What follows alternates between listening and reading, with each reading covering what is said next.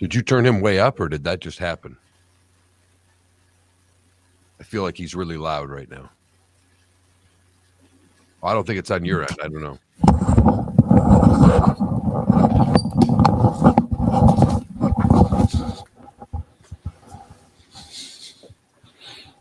Morning. Well, good morning.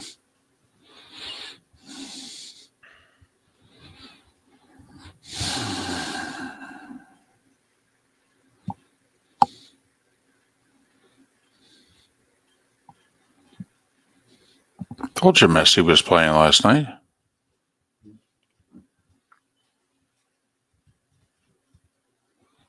Guess it was on Paramount.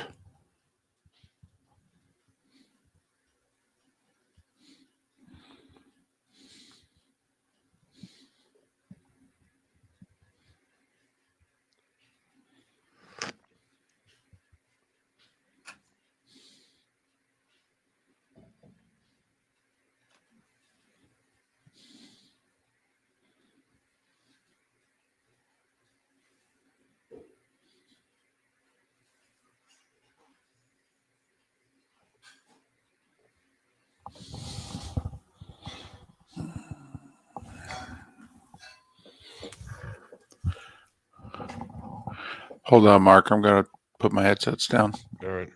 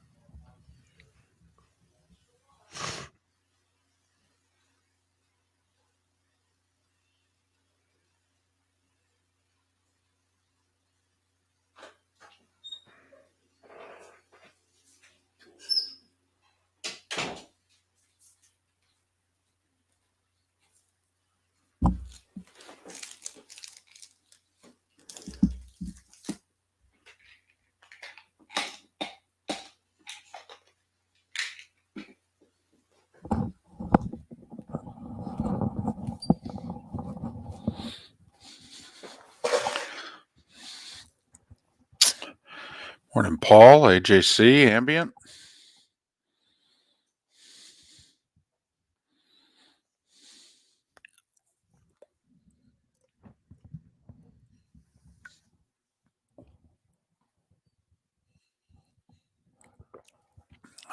Albar.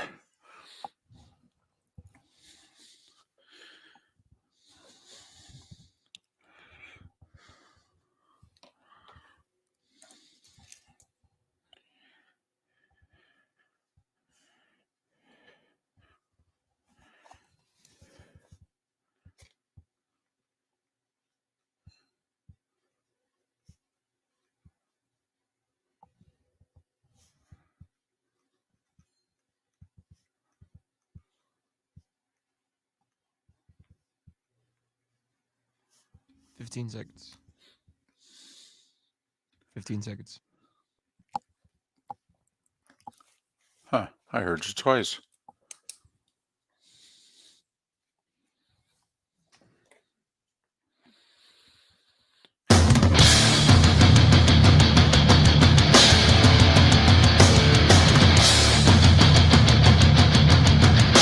You are listening to Miller and Moulton, exclusively on the Florida Sports Network.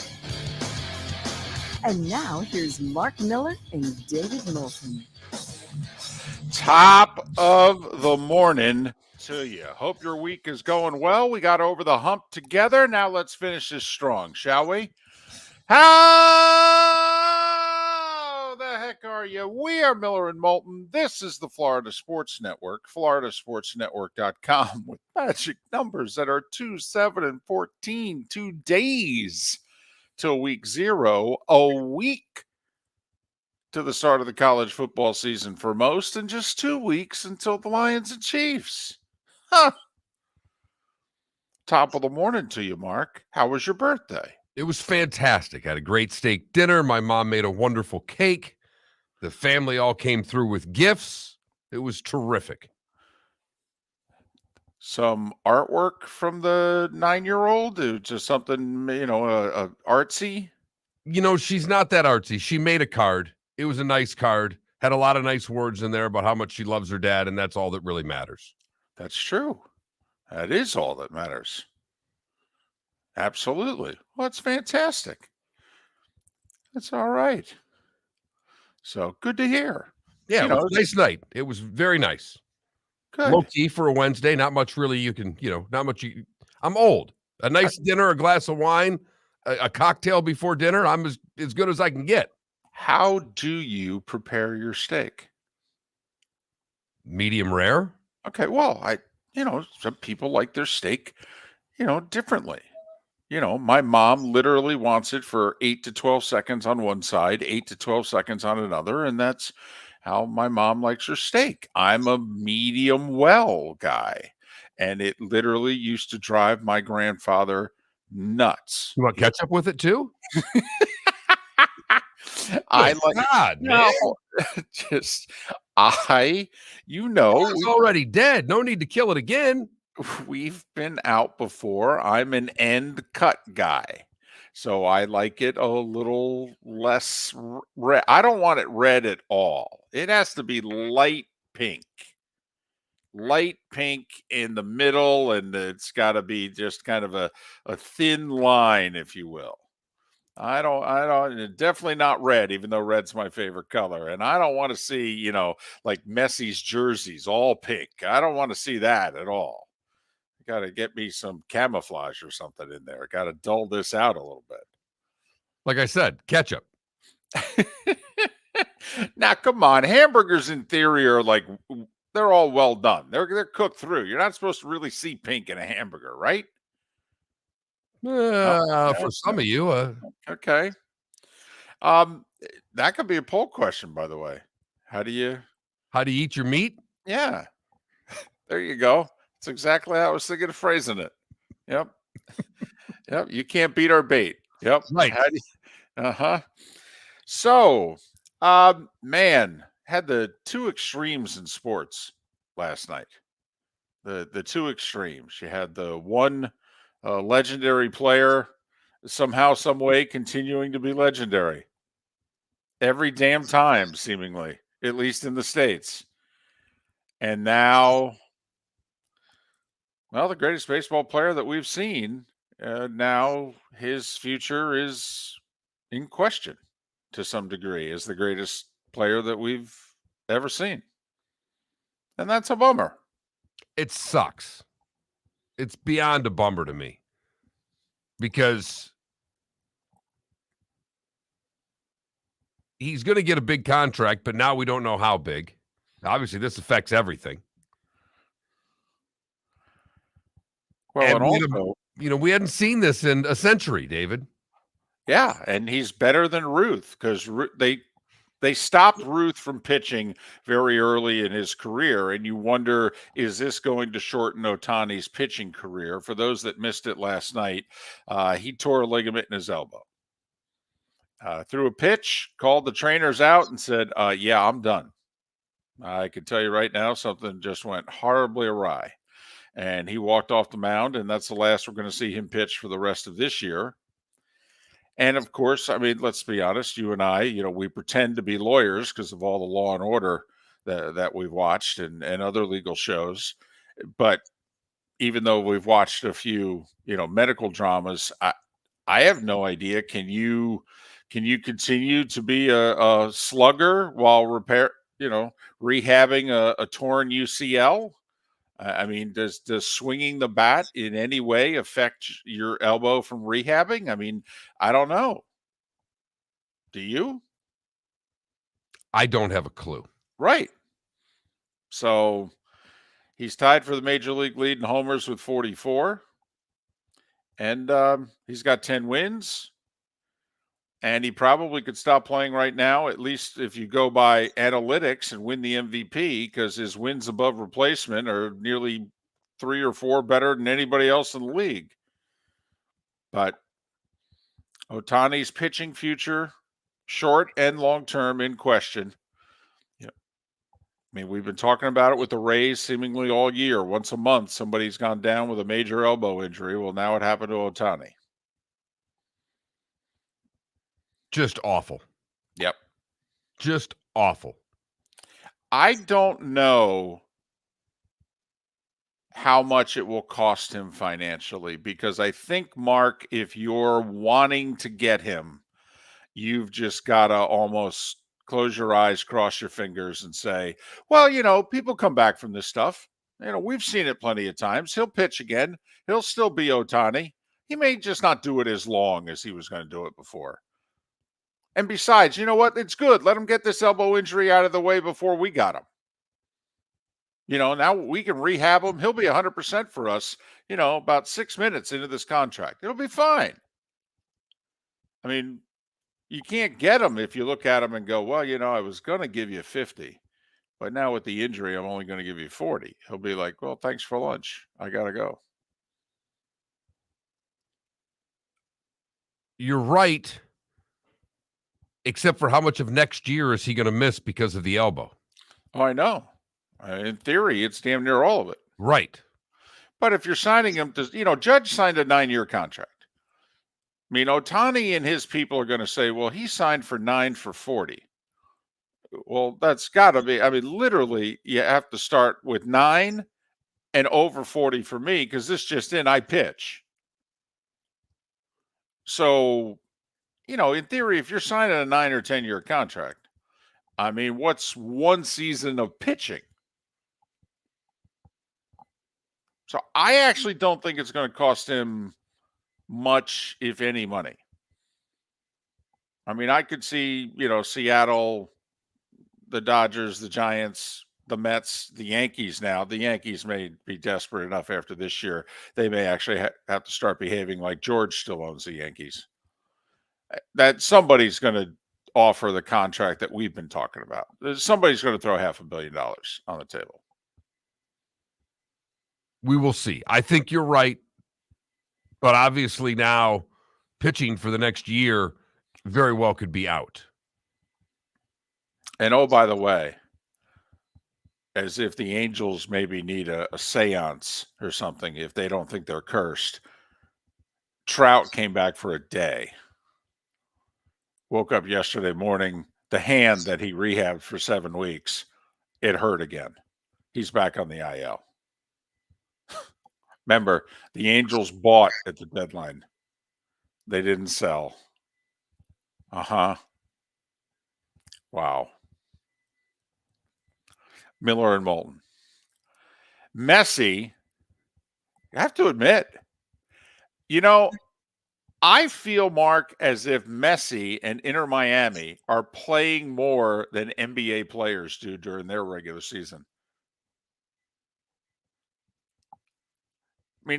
Who's going to play more matches this year? Messi or, I don't know, James Harden? Well, it depends on how the NBA players approach the interseason tournament, David, because it's all about the tournaments in and around the regular season. Right. He's yet to play in a MLS regular season match. What are they, 8-0? They played 8 non-regular season matches here in the middle of the regular season. In fact, they've had to delay some of the regular season matches because they keep winning these matches. So Messi was the hero again last night. He rallied into Miami from sure defeat. Don't know why I went on. I have no idea why Inter Miami went English accent. But I don't either. I really don't. But it's all right. It's soccer, and after all, it brings out your inner Harry Kane. But down 2-0 in the 65th minute. And all of a sudden, Messi leads them back. Assists on both equalizers. The final one was scintillating in the final minute of stoppage time. And then they won in penalty kicks again, where, of course, he scored again. Doesn't count as a goal, but, ball went in the back of the net after all. I do love soccer finals. Inter Miami won 3-3 with it, and they just put an asterisk next to it. It's like how they won that league's championship, 1-1 with an asterisk. It's like, huh. Got it. Okay. Hey, this thing right now is going extremely well. I do wonder because they basically have to keep playing at this level just to make the MLS playoffs. I mean, that is the part of this. That is fantastic. They are wasting a lot of wins here. Okay, winning these two in-season tournaments. They won the one. They're now in the final with the other. They'll play our buddy in Houston in a month. What? So I guess the regular season is finally going to start for Messi, although they're threatening to hold him out Saturday, that he needs a rest. So apparently there may be some load management involved after all. Can't hold him out. You're not going to win. Well, and not only that, it's who everybody came to see. Are they at home Saturday? No, they're in New York City. Well, Seth's not going. You know what? Serves him right. Keep him out.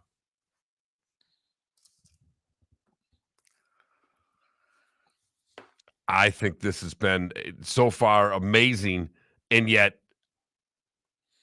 we have all these sports fans trying to figure out what the hell's going on with American soccer. What game is this? What league are they in? What cup is this that they're playing for? What channel is it on? I thought everything was on Apple Plus. Not last night. No, last night you needed Paramount. Don't ask. We have no idea. Miller and Moulton, thanks for listening. Florida Sports Network. Hello, friends and family of Southwest Florida. Are you looking to tap into the electric vehicle market? Well, look no further, because we here at Southwest Florida Golf Carts have just what you need. E-bikes, golf carts, LSVs, scooters, and more. Come down and talk with one of our experienced sales reps, have a soda and a smile, and you could be cruising the streets in your new EV today. Stop by the store or visit our website at flgolfcarts.com and enter for a chance to win $100 off your next purchase by answering John's monthly sports question. Located on the East Trail, locally owned Naples Tiki Bar and Grill is an outdoor eatery next to the Hitching Post Shopping Center. Island-inspired food with a true tiki theme. The best place in Naples to enjoy the beautiful weather in Southwest Florida. The Naples Tiki Bar and Grill offers a great menu for dine-in or takeout. Enjoy our famous pulled pork, huge burgers, and tiki bar cocktails. Don't miss happy hour every day from 3 to 6 and live music 7 days a week. See you soon at the Naples Tiki Bar and Grill, 11498 Tamiami Trail East. The law firm of Michael F. Hornung specializes in criminal defense, DUI, personal injury, nursing home claims, and auto accidents. I'm a former prosecutor with over 34 years of experience. The information I know is information you need to know. If you've been arrested for a DUI, time is of the essence to maintain your driving privileges. Call the law firm of Michael F. Hornung for a free consultation. At the law firm of Michael F. Hornung, we are committed to excellence in your representation. Being a local attorney with local knowledge is clutch to the success of your case. For over 30 years, we have successfully represented the citizens of Southwest Florida. For a free consultation, call 239-437-0095. That's 239-437-0095. Our offices are conveniently located in Fort Myers. Visit online at mfh-law.com. You are listening to Miller and Moulton on the Florida Sports Network.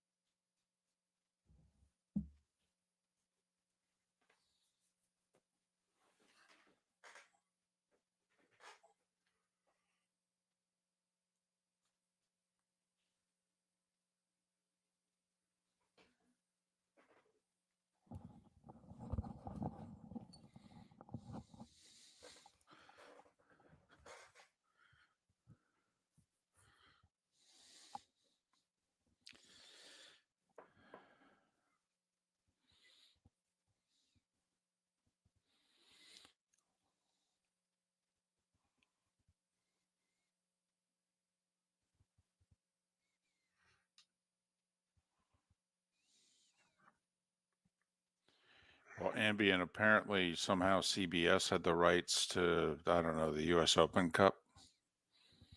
So that's why it's on Paramount.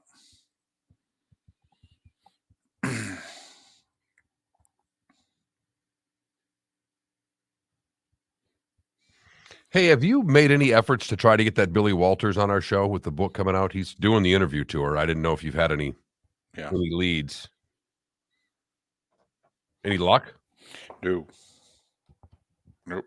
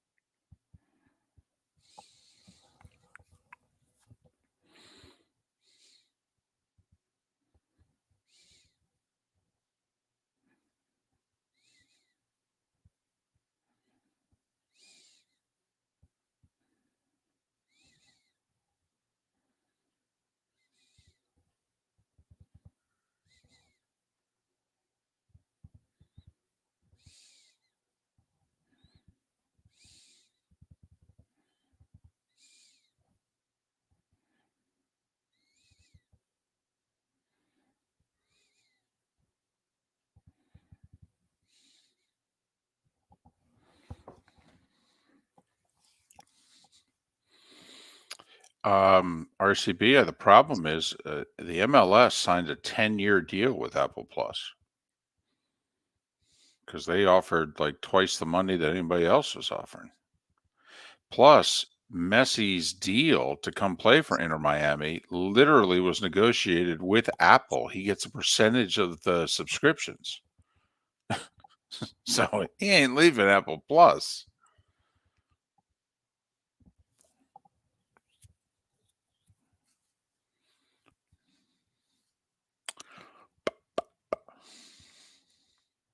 Look at Ambient going all effers in our Twitch chat room. 6:16 in the morning, going all effers there. Take it easy there, big fella. Paying attention to this ACC expansion stuff? A little bit, yeah.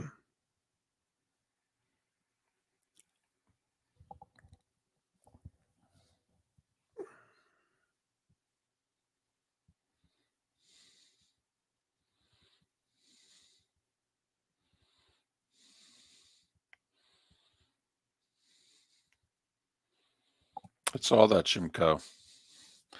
There's a clip out there on Twitter with the manager.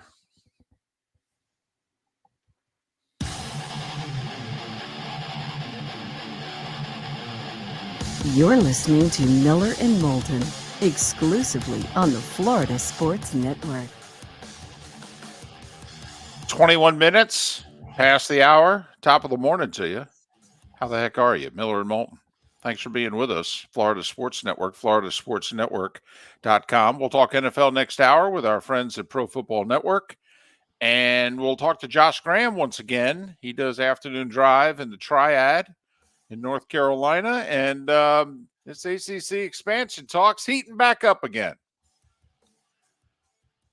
And Mark, the feeling now is somebody's going to change their vote. Don't know if it's North Carolina. Don't know if it's North Carolina State. Don't know if it's both of them. But once again, Mark, at the end of the day, money twists people's arms to change votes. Politics and sports. Who knew? Funny how that works, isn't it? Huh. How about that? So Would this do it for you? You're Carolina, because come on, this is the key to the whole conference here. You're North Carolina.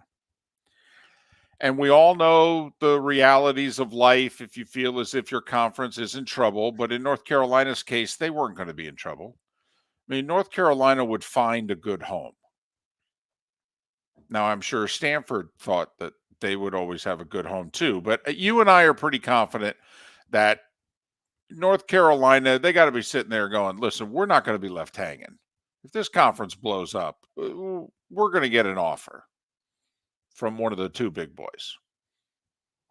You feel pretty confident about that premise? I do. I mean, I think it's even more than that. I think it's if we blow this conference up, we will have somewhere to land, because I think ultimately North Carolina is the most important part of the ACC. Without North Carolina, if the ACC is going to crumble, it's going to be because of North Carolina, not because of Clemson and Florida State. So apparently, here's the deal.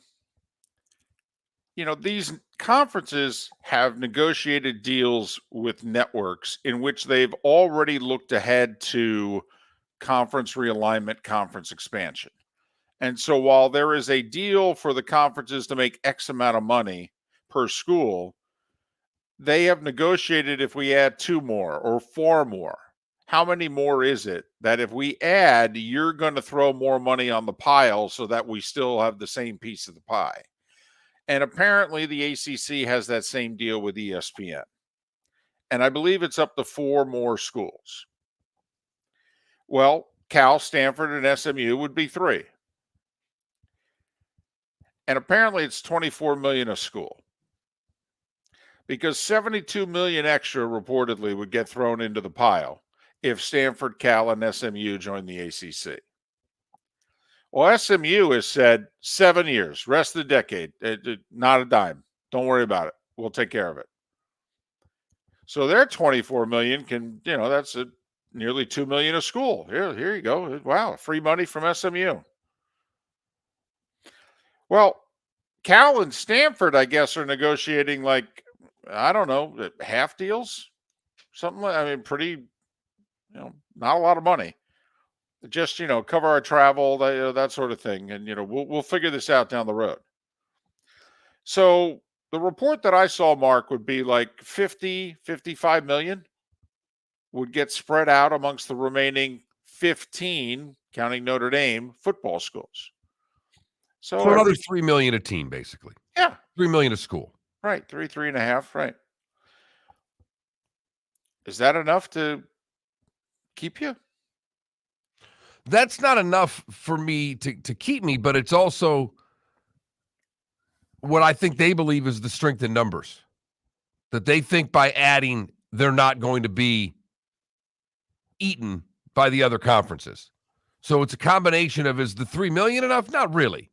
Is the 3 million and plus adding the teams, the strength in numbers, enough to solidify our conference where we're not going to be gobbled up by the Big Ten, the SEC, and the Big 12?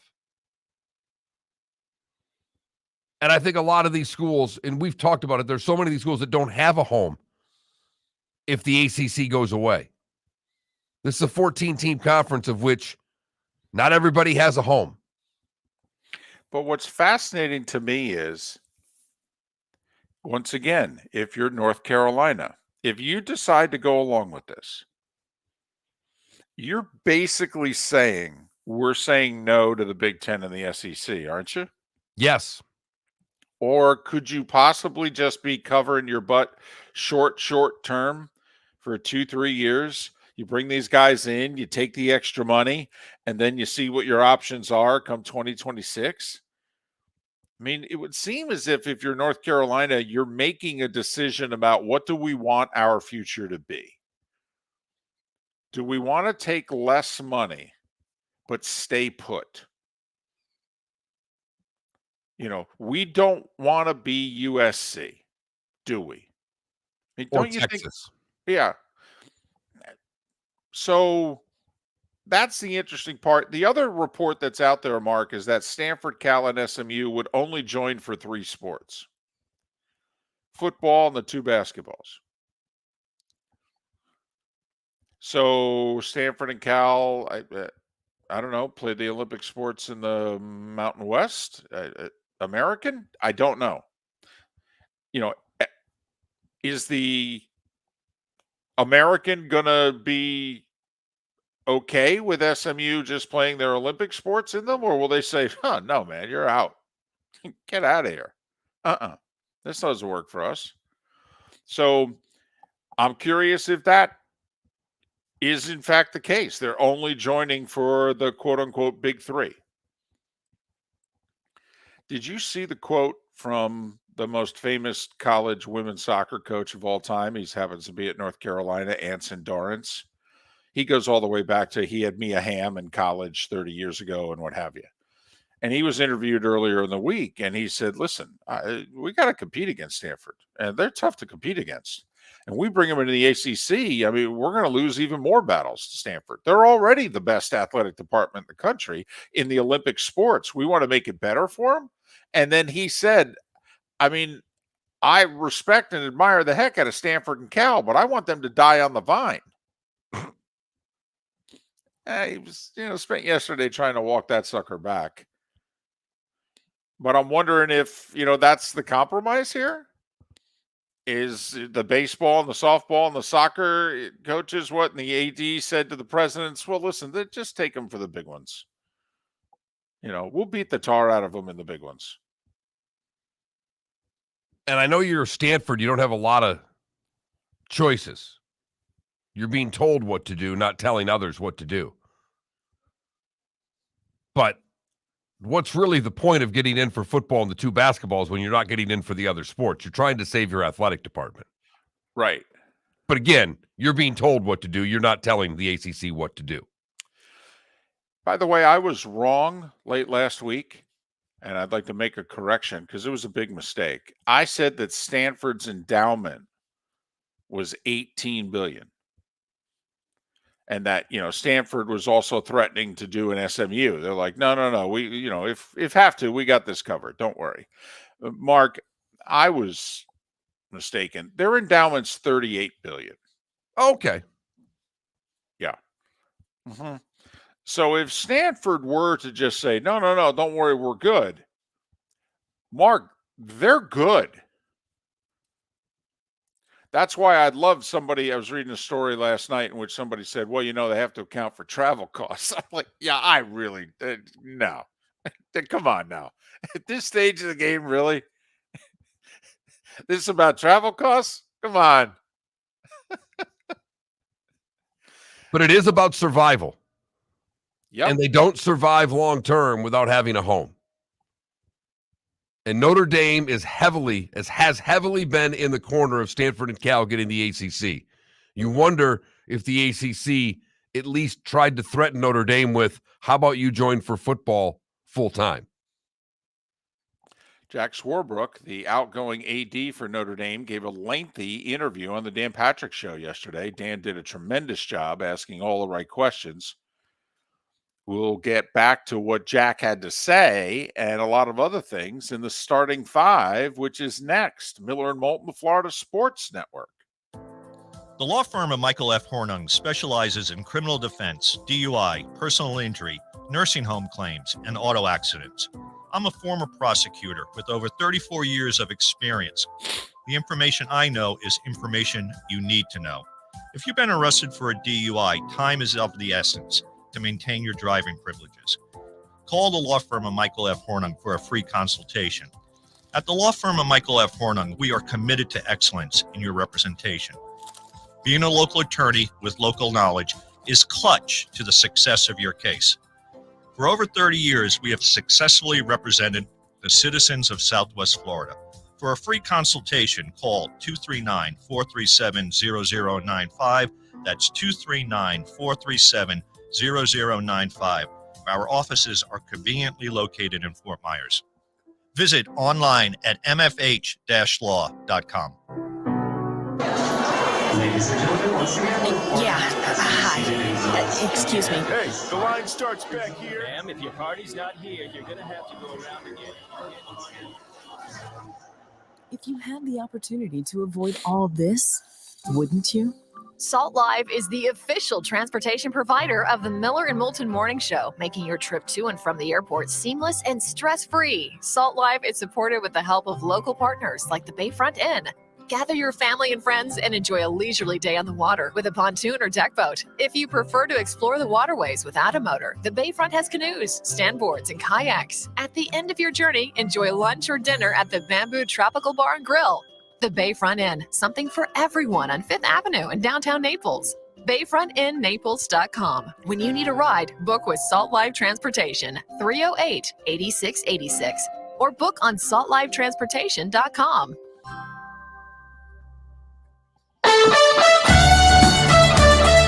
You are listening to Miller and Moulton on the Florida Sports Network.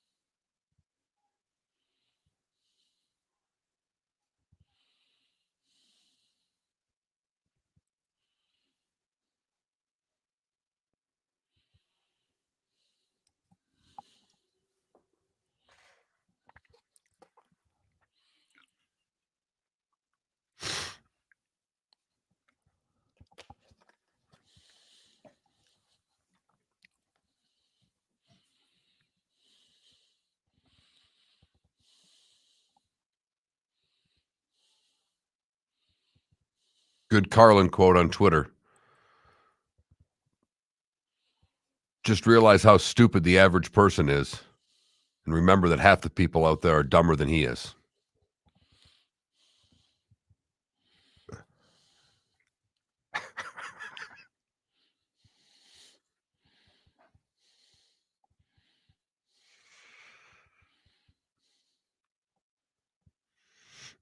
Yeah, I listened to that whole Swarbrick interview yesterday.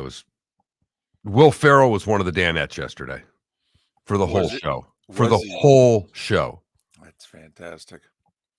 They got into a little Anchorman that he said Anchorman never would have gotten done if Old School wasn't successful. And it was almost Portland because they were going to film in Vancouver. And then finally got enough budget to film in LA, so it became San Diego. That's fantastic. But they started going on, I guess, the whole Heisman thing that Reggie Bush had given it to the San Diego Hall of Champions. And Will just breaks in. He goes, that sounds like somewhere Ron Burgundy.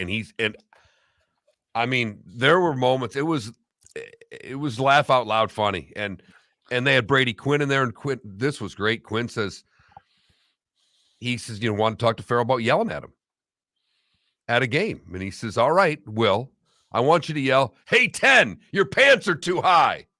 And Will starts laughing. He goes, that sounds like something I'd have said. And he talked about telling the mascot to F off. That Will Ferrell was, leprechaun! Leprechaun!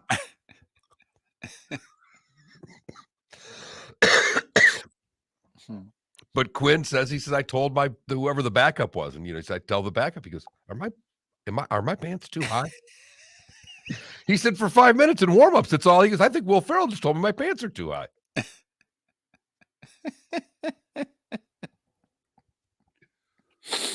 That's good material. You run awkwardly.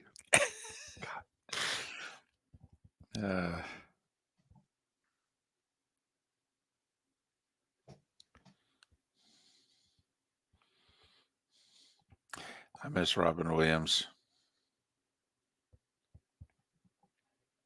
I do. I miss Carlin. I miss Robin Williams.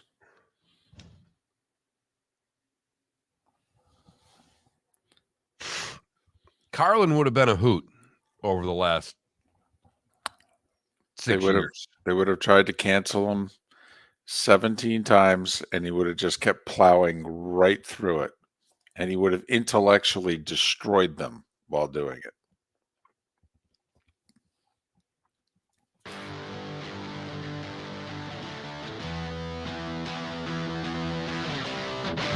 You're listening to Miller and Moulton, only on the Florida Sports Network. 22 minutes before the hour. Top of the morning to you. Miller and Moulton, Florida Sports Network, floridasportsnetwork.com. 1 hour from now, we'll talk NFL with David Bearman of Pro Football Network. Josh Graham and ACC realignment 2 hours from now. Right now, it's time for The Starting Five. 5 stories you need to know. It's the Starting Five on Miller and Moulton. Here's number 1. Well, there's lots of places we could start. Let's go college football and ACC realignment. The feeling is it's going to happen. Cal, Stanford, and SMU joining the conference for either all sports or just football and men's and women's hoops. And that all 3 schools would forego a lot of their television money for the first 7 years they're in the conference. Reportedly, SMU would forego all of it. Cal and Stanford would forego about half. And then all the extra money that's thrown into the pile by ESPN for those 3 schools will get dispersed amongst the remaining schools. A vote is not scheduled, though. And let's be honest, this ain't happening until you hear that a vote is scheduled. Major League Baseball. Ohtani, oh no. He hit his 44th homer last night, and then 2 innings later was on the mound and threw a pitch and tore his ulnar collateral ligament, his UCL. He's done pitching for the rest of this year. Usually that requires major surgery and you miss a year. Oh, by the way, Trout couldn't come back for a second night after returning the night before after being on the IL for 7 weeks because his hand was hurting him again. So he's back on the IL. Oh, yeah, the Reds swept 2 from the Angels 9-4 and 7-3 to move into a tie with the Cubs for the final 2 playoff spots in the National League. Back to that in a moment. The Rays pulled victory from the jaws of defeat last night. Down 5-3 in the 9th. They scored 2 to tie it. Then Brandon Lau with the game-winning single in the 10th. 6-5 Tampa Bay over Colorado to keep pace with Baltimore, who shut out Toronto 7-0. Baltimore's lead over the Rays remains 2. Seattle finally lost, so their 8-game winning streak snapped. The White Sox beat them 5-4 in 10. They're still the 6th seed in the American League, a game ahead of Toronto. They're a game and a half behind Texas now in the West. Boston with an absolute must-win. Adam Duvall, 3-run homer in the 10th. They beat Houston 7-5. They're 4 back in the wild card chase. Houston now a game back of the Rangers in the West. Yankees snapped their 9-game losing streak. Aaron Judge did something that he had never done before. He had 3 homers in a game, including a salami. 3 homers, 6 RBIs, 9-1 Yankees over the Nats. Now back to the National League. Marlins were held to 4 hits, lost to San Diego 4-0. Bogarts, a 2-run homer for the Padres. The Marlins are 2 out of the final playoff spot, but technically they're the 9 seed. Why? Well, I mentioned the Cubs and the Reds are tied for 5th. But then you've got San Francisco and Arizona, who are a game back tied for 7th. So the Marlins may be 2 games out of a playoff spot, but they've got to leapfrog at least 3 teams to get there. The Giants beat the Phillies 8-6 and 10 after blowing a 5-2 lead in the ninth. Milwaukee with 2 in the 10th to beat the Twins 8-7. Milwaukee's lead in the Central's 3.5. The Twins' lead is 4.5. The Dodgers-Cleveland game suspended due to rain. They'll make it up as part of a doubleheader today. Braves shut out the Mets 7-0. Marcell Ozuna homered for the third straight night against the Mets. He had a homer and 4 RBIs. Cardinals 6-4 over the Pirates. Guess the attendance in Oakland. Day game, Royals A's to review 3,000 Monday night, 4,000 Tuesday night. We'll put the over-under for a mighty nooner in Oakland at 5,000. Over. They've done well with these noon games. I have a good vibe on this. I think they're going over. 5,075. Big crowd. Biggest crowd of the series. That's right. Over 12,000 for the series. Way to go. For 3 games. Yes. The Savannah Bananas wouldn't play before any of those 3 crowds. They were so small. Where do we go? How about to Messi and Inter Miami? Yeah, they played again last night. No, I know they won that Leagues Cup. This is a totally different in-season tournament. This is the U.S. Open, where Inter Miami somehow was in the semifinals. And they were losing 2-0 in Cincinnati in the 65th minute. And that's when Messi found Leonardo Campana twice, including with the tying goal with a minute left in stoppage time. They each scored in overtime, 3-3 going to penalty kicks. Miami won the penalty kicks 5-4, Messi scoring in that as well. So Inter Miami has now won the Leagues Cup, and they're in the finals of the U.S. Open. And when the MLS regular season resumes on Saturday, they're in last place. NFL. 6 teams, including the Dolphins, have reportedly made trade offers for Jonathan Taylor. Sam Darnold officially named the backup in San Francisco. That makes Trey Lance no better than third string. You know, they gave up 3 first-round picks for this guy. This is his 3rd year in the league. I think it's fair to say this deal didn't work out. Too soon? It's not just bust. It's how high up on the all-time busts it's going to rank, David. Oh, yeah. I mean, it's top 3. No doubt. Because he went, what was it, 3rd overall in the draft? They traded all the way up to 3. Take a look at who the Dolphins used those picks to get, by the way. And then take a look at who the next 10 players were that got drafted after Trey Lance. This is epic miss by the Niners here. And yet somehow they're still one of the 5 best teams in the league. New Jersey wide receiver, and I say New Jersey because the Jets play in New Jersey, Jets wide receiver Corey Davis, quote, stepping away, unquote, from football. Would not use the R word. He's a 28-year-old. So let me get this straight. You're finally playing for a legit quarterback on the best team that you've ever played on, at least on paper, and you're stepping away. I don't know. I don't like your chances of coming back personally. But the Jets, Mark, are going to save $10.5 million against the cap. Makes the Devontae Adams, Bakhtiari, Chris Jones possibilities, now just throw them all on the table. More for ESPN to talk about on Jets TV coming up later today. Cowboys defensive end Sam Williams arrested on drugs and weapons charges, yet he practiced yesterday. Jerry Jones said 2 staggering things. Did I mention this guy got arrested on drugs and weapons charges? The Cowboys owner said, quote, as far as I know, it's not going to impact his time out on the field. Then I kid you not. He also got pulled over for speeding. Last year, he got pulled over for going 98 in a 35. This time, he got pulled over for going 66 in a 35. And Jerry, with a straight face, said, well, as you can see, he's maturing.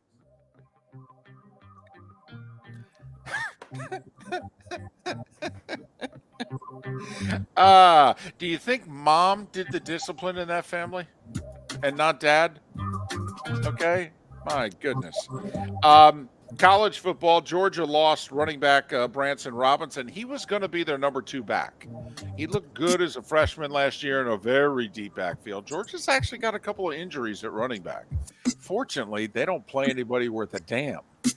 And they've recruited so well that they have a slew of them to go to. They do.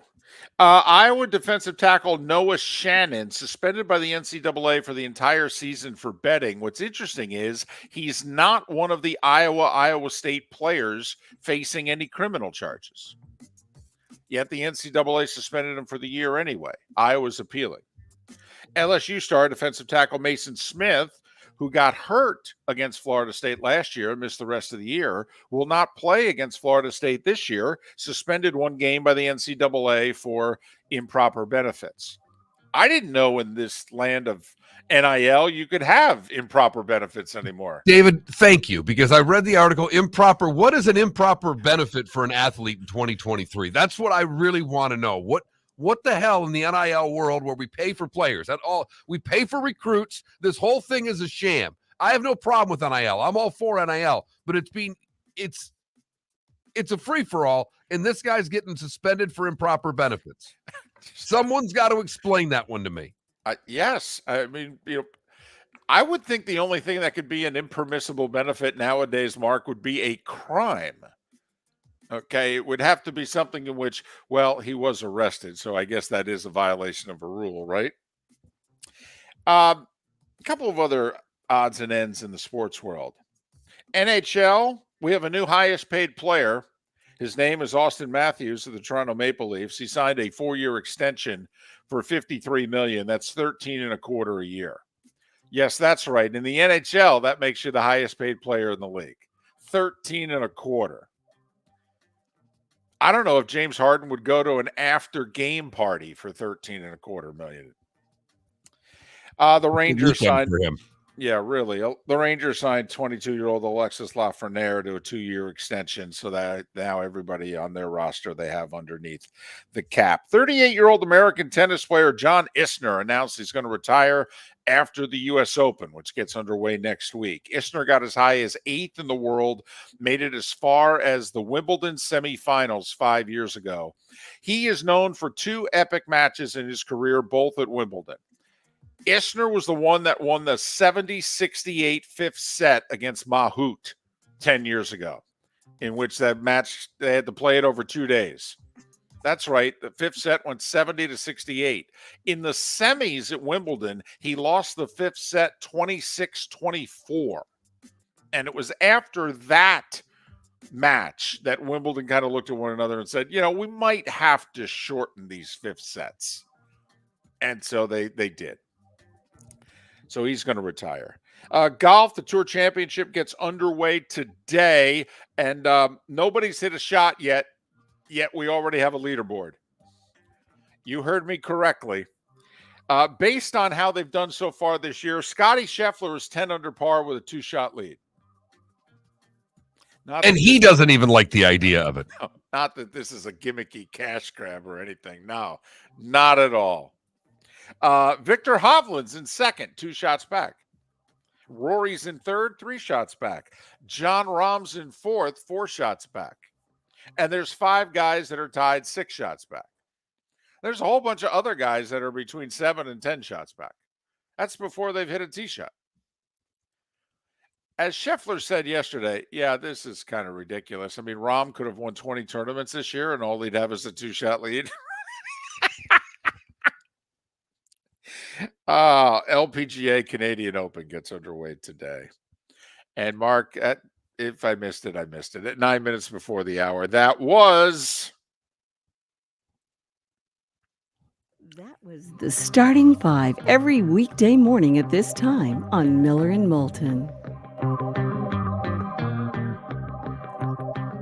a lot of meat on that bone. Ohtani in baseball, Messi in soccer, a lot of NFL, college football news, including realignment talk in the ACC. Suspensions at LSU that'll affect Florida State. So it may be August. But there is a lot going on. So 6 teams have made trade offers for Jonathan Taylor, reportedly. I doubt anybody's offered up the equivalent of a first-round pick, but you got to think somebody's at least offered up the equivalent of a second-round pick, right? No? And I guess, Dolphin, is it time?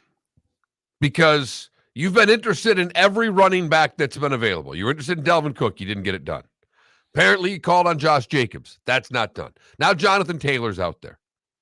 If you're interested and you think this is what you need to take the next step, then do it. F them picks. Let's go. So you don't have a third and a fourth round pick in next year's draft. Well, you might as well give him a second rounder and make it complete, right? You could take that first rounder, trade down a few times, reacquire some picks. Don't worry about it. Besides, you're way over the cap for next year anyway. How many new players are you going to be able to afford? Well, Just that's saying. the problem. You're so far over the cap. You're going to need all those draft picks because they're all going to make the team. I know. In theory, it's cheap labor, blah, blah, blah. You can't trade down, though. You can't take that first-round pick, and they're counting on that pick being in like the mid-20s. Whether it will be or not, we'll see. But, I mean, you know, they can trade that sucker down. Got some 2s and 3s with it. It's what you and I would do. Ha! Yeah. Be like Trader Joe's if we were doing a draft. Miller and Moulton. Hello, friends and family of Southwest Florida. Are you looking to tap into the electric vehicle market? Well, look no further because we here at Southwest Florida Golf Carts have just what you need. E-bikes, golf carts, LSVs, scooters, and more. Come down and talk with one of our experienced sales reps, have a soda and a smile, and you could be cruising the streets in your new EV today. Stop by the store or visit our website at flgolfcarts.com and enter for a chance to win $100 off your next purchase by answering John's monthly sports question. Yeah. Hi. Excuse me. Hey, the line starts back here. Ma'am, if your party's not here, you're going to have to go around again. If you had the opportunity to avoid all this, wouldn't you? Salt Live is the official transportation provider of the Miller and Moulton Morning Show, making your trip to and from the airport seamless and stress-free. Salt Live is supported with the help of local partners like the Bayfront Inn. Gather your family and friends and enjoy a leisurely day on the water with a pontoon or deck boat. If you prefer to explore the waterways without a motor, the Bayfront has canoes, standboards, and kayaks. At the end of your journey, enjoy lunch or dinner at the Bamboo Tropical Bar and Grill. The Bayfront Inn, something for everyone on 5th Avenue in downtown Naples. BayfrontInNaples.com. When you need a ride, book with Salt Live Transportation, 308-8686, or book on saltlivetransportation.com. Visit Jason and Todd at the Diamond District. 20 years ago, Jason and I had the idea for a jewelry store like no other, with a vast selection of certified diamonds priced 8 to 12% over cost. A team of individuals who are educated, driven, and believe in cultivating relationships. Today, we have become one of the largest independent jewelry stores in the country. Todd and I love what we do and are in the store nearly every day, along with our GIA gemologists, master jewelers, custom designers, and non-commissioned diamond consultants, all of which we consider family. As direct diamond importers, we travel the world, forging relationships and sourcing diamonds. What we love most about our business is that we can call Southwest Florida our home. If selection, value, and comfort are important to you, give the Diamond District an opportunity. You won't find a better diamond buying experience. Todd and I look forward to shaking your hand and welcoming you to our Diamond District family. At the Diamond District. Located on the East Trail, locally owned Naples Tiki Bar and Grill is an outdoor eatery next to the Hitching Post Shopping Center. Island-inspired food with a true tiki theme. The best place in Naples to enjoy the beautiful weather in Southwest Florida. The Naples Tiki Bar and Grill offers a great menu for dine-in or takeout. Enjoy our famous pulled pork, huge burgers, and tiki bar cocktails. Don't miss happy hour every day from 3 to 6 and live music 7 days a week. See you soon at the Naples Tiki Bar and Grill, 11498 Tamiami Trail East. You are listening to Miller and Moulton on the Florida Sports Network.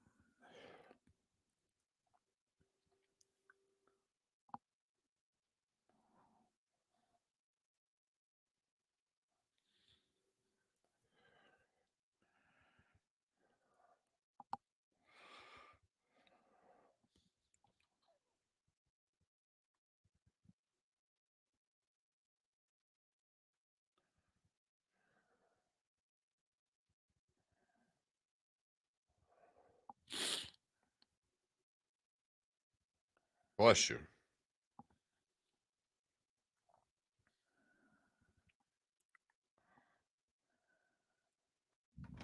And I was wondering why it had been so quiet in the tropics, and then I look and there's like 4 of them going right now. Okay.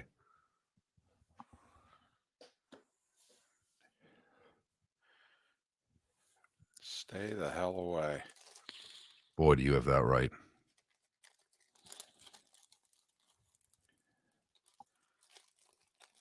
Could use a year. Could use a break.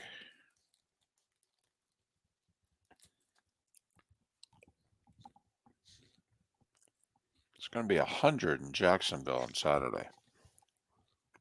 Like they're doing the weather, and on the screen it says sunny, 100. Seems hot. Oh, it does.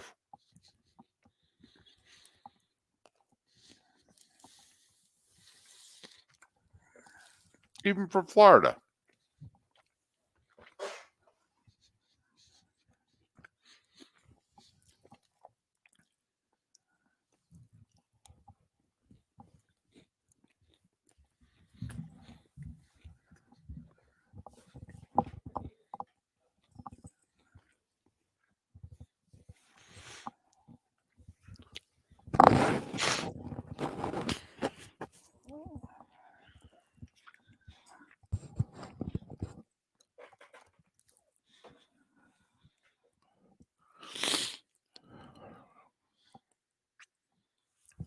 I'm going to say Vinny Testaverde, KW.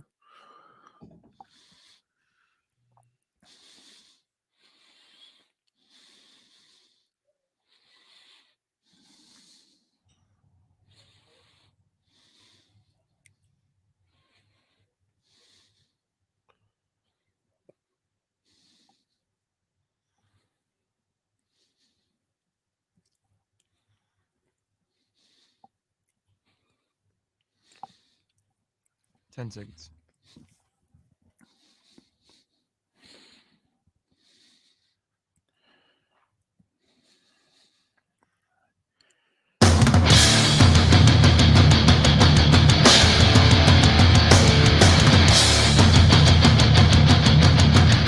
You are listening to Miller and Moulton, exclusively on the Florida Sports Network. And now here's Mark Miller and David Moulton. Hour number 2 of Miller and Moulton on this Thursday. Hope your week has gone well thus far. We got over the hump together. Let's get to the finish line together, shall we? Florida Sports Network, floridasportsnetwork.com. David Bearman will join us coming up in 35 or so minutes. Talk some NFL. Mark, I'd like to pick up on a point that you made last hour about just on the legendary list of bad trades and draft picks where Trey Lance is threatening to end up. He's now the third string quarterback in San Francisco. This is year 3. Apparently, they're willing to give him away to anybody. If they get like a 5th-round pick for him, they deal him. He's been rumored to go to the Vikings for like 6 months because they have no plan B for Kirk Cousins, who's entering the final year of his contract. He's a kid who played his college ball at North Dakota State. And for whatever reason, Trey Lance has been linked to the Vikings for a long time. But Mark, the Niners traded 3 first-round picks to move up and take Trey Lance. If that wasn't bad enough, these are the next 10 players drafted after the Niners pick Trey Lance. Are you ready? Yeah, I've got it. Go. Kyle Pitts. Uh-huh. Jamar Chase. Right. Jalen Waddle. Okay. Penei Sewell. J.C. Horn. Patrick Surtain, who most people think is the best corner in the league, by the way. Devontae Smith. Justin Fields. Micah Parsons. Rashawn Slater. I'm going to go through that again slowly. Kyle Pitts, dynamic tight end, even if he hasn't been if they use properly. him. I mean, he's a good blocker from now that we've seen that he can really block. Right. He's a hell of a decoy, right? Jamar Chase. Just a stud. And the Bengals use him properly. They throw Correct. him the ball. Correct. Jalen Waddle. The Dolphins use him properly as well. He's pretty good, right? Yes, he Yeah. is. Okay. The tackle for the Lions there, Penei Sewell, right? It's one of the best lines in the league right now, and he Anchors it, is right? an anchor. Yeah, Right. Right. It's franchise left tackle. Okay. J.C. Horn, who's had some injuries, but he's a really good corner. Patrick Surtain, who's arguably the best corner in the league. Devontae Smith, is he any good? Wide receiver? Just did. Not bad. Hey, if you wanted to go quarterback, I mean, you could have just hung out and waited a while. You could have gone Justin Fields. Trey Lance, Justin Fields. Who are you taking right now? Okay. Micah Parsons. Some people think he's the best defensive player in the league. And then Rashawn Slater, who's a really solid right tackle and probably will transition over to left tackle someday. Kind of like Wirfs with the Bucks. Holy mackerel, is this bad? And yet they're the second best team in the NFC until proven otherwise. Partially because they got really lucky. What, you mean Brock Purdy is luck? Yeah, dumb luck. You mean the last guy in the draft turning out to be your They starting would. I mean, they quarterback? obviously wouldn't be in it, but they had Garoppolo, so maybe they would have kept him. I mean, Yes. It's like New England with Brady. Come on. If you think the guy is a starting quarterback, forget franchise quarterback. If you think he's a starting quarterback, you don't wait till pick 199 to take him. If you think Brock Purdy is a starting quarterback in the NFL someday, any day, you don't wait until the final pick of the draft to take him. Come on. It is luck. To make up for, holy mackerel, is this bad? for what normally would be career-ending type picks, not allowed to do this ever again type pick. I'm sorry, we have to ask you to leave. Do you know the trade you just made 3 years ago? Holy blank. Right. And yet the organization's not devastated. That's the other thing about so many things they did right. To overcome a mistake like this, damn. Now, we'll see if, this will shorten the Niners' shelf life as to being a premier franchise in the NFC. But my God, that's just the guys they missed out on in the one draft.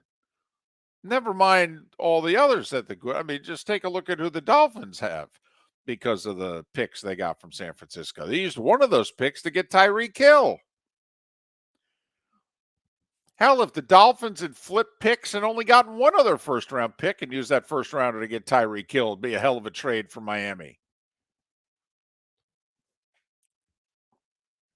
But yes, David, this is going on the short list of all-time worst draft moves ever. Ever. This is the cautionary tale. Hey, I think we're going to trade up for, really? What if he turns out to be Trey Lance? The Chargers moved up one pick for Ryan Leaf. They went from third to second to get in position to draft Leaf. Trying to think, did the Raiders move up for Jamarcus, or did they earn that on their own? I thought they earned that on their own, David. Yeah. KW makes up a good point. Right now, the Trey Lance trade or the Saints giving up an entire draft and a future first-round pick after that for Ricky Williams. I got to say this one, Ricky could play. Ricky wasn't a bust at all. No, turned out to be a burnout, but he wasn't a bust. And Ricky was fine with the Saints. Ricky was good. He was a really good player. He just wasn't alter the franchise. The running back position by the time the Saints pulled off this move under Ditka, you couldn't, go from 3 wins to 11 wins just because you pitched it to your tailback. You needed a little more help than that. But, I mean, this is not the Herschel Walker trade. I mean, it's not. Because I think the Cowboys are still getting assets from the Herschel Walker trade. Minnesota gave up so much. It's going to run out soon, though. But, David, it is the Ryan Leaf trade, and I think worse. Yeah. I mean, Ryan Leaf's kind of a gold standard for quarterback busts. And I think this surpasses it because of the assets that were given up in order to get it. And by the way, Mark's opinion that Ryan Leaf is kind of the gold standard for quarterback bust, he's quoting Ryan Leaf when he says that. I mean, that's not Mark taking a cheap shot or going out on a limb. He's just quoting the guy who's the source of the list. Didn't want anybody to think that, you're just being unnecessarily hostile towards Ryan Leaf there. Actually, he's just quoting him. But, I mean, this is epic. This is what? And yet here they are. They're good. I mean, you have to admit, upon further review, but even at the time, didn't we all go, wow, this is a bold move. This is man, they gave up a lot for him. I mean, the Chiefs didn't give up all that to go get this guy named Mahomes. John Lynch is going to get blamed for this. Do you really think this deal happens if Kyle Shanahan didn't pound the table for it? I mean, come on. You really think a general manager force feeds a deal like this down his coach's throat? His coach, who's the offense. He is the offense of the Niners. This was Kyle Shanahan pounding the table saying, John, do whatever you got to do to get me this guy. Because that's the guy that can run this offense. This is how this offense goes. Right. That's our Mahomes. Go get him. With his talent and my smarts, we'll never lose again. That's exactly how the conversation went down. Man, is Brock Purdy saving their Purdies. Whew. It's staggering. I mean, when you go through the rest of the picks after that, just how deep this draft was. There were not a lot of mistakes made. No. I mean, okay. The worst player on this list, is it J.C. Horn? So far in the league, is J.C. Horn 10th on this list of 10? Yes. And he's a starting corner in the league. Your only out for Trey Lance is that Zach Wilson was taking a pick ahead, but he still looks like he can play, like might be able to play in the league. Might. Well, if nothing else, Mark, he can at least date in the league, right? Hello. Is this on? Check 1, 2.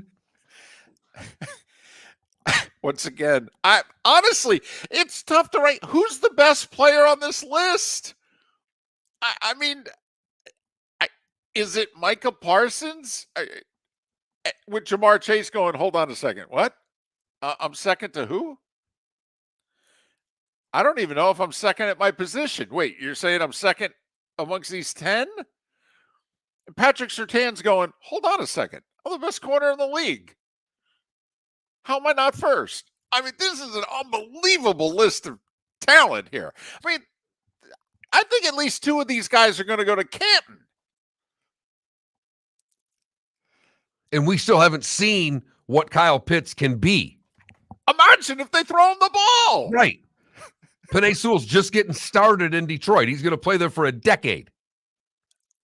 I mean, we think Kyle Pitts would be outstanding if Trey Lance was throwing him the ball. Hello. Well, now, wait a minute.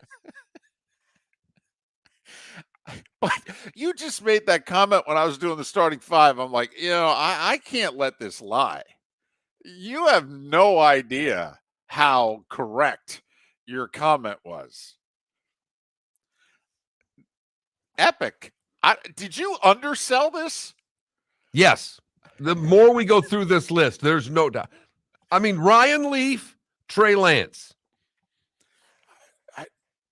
Remember for the that? assets that were given up. I think it's Trey Lance. I really do. They gave up far more for Lance at third than the Chargers gave up to go to 2 for Leaf. Miller and Moulton. David Bearman. He's the chief content officer for Pro Football Network. He joins us in 25 minutes right here on the Florida Sports Network. Located on the East Trail, locally owned Naples Tiki Bar and Grill is an outdoor eatery next to the Hitching Post Shopping Center. Island-inspired food with a true tiki theme. The best place in Naples to enjoy the beautiful weather in Southwest Florida. The Naples Tiki Bar and Grill offers a great menu for dine-in or takeout. Enjoy our famous pulled pork, huge burgers, and tiki bar cocktails. Don't miss happy hour every day from 3 to 6 and live music 7 days a week. See you soon at the Naples Tiki Bar and Grill, 11498 Tamiami Trail East. Visit Jason and Todd at the Diamond District. 20 years ago, Jason and I had the idea for a jewelry store like no other, with a vast selection of certified diamonds priced 8 to 12% over cost. A team of individuals who are educated, driven, and believe in cultivating relationships. Today, we have become one of the largest independent jewelry stores in the country.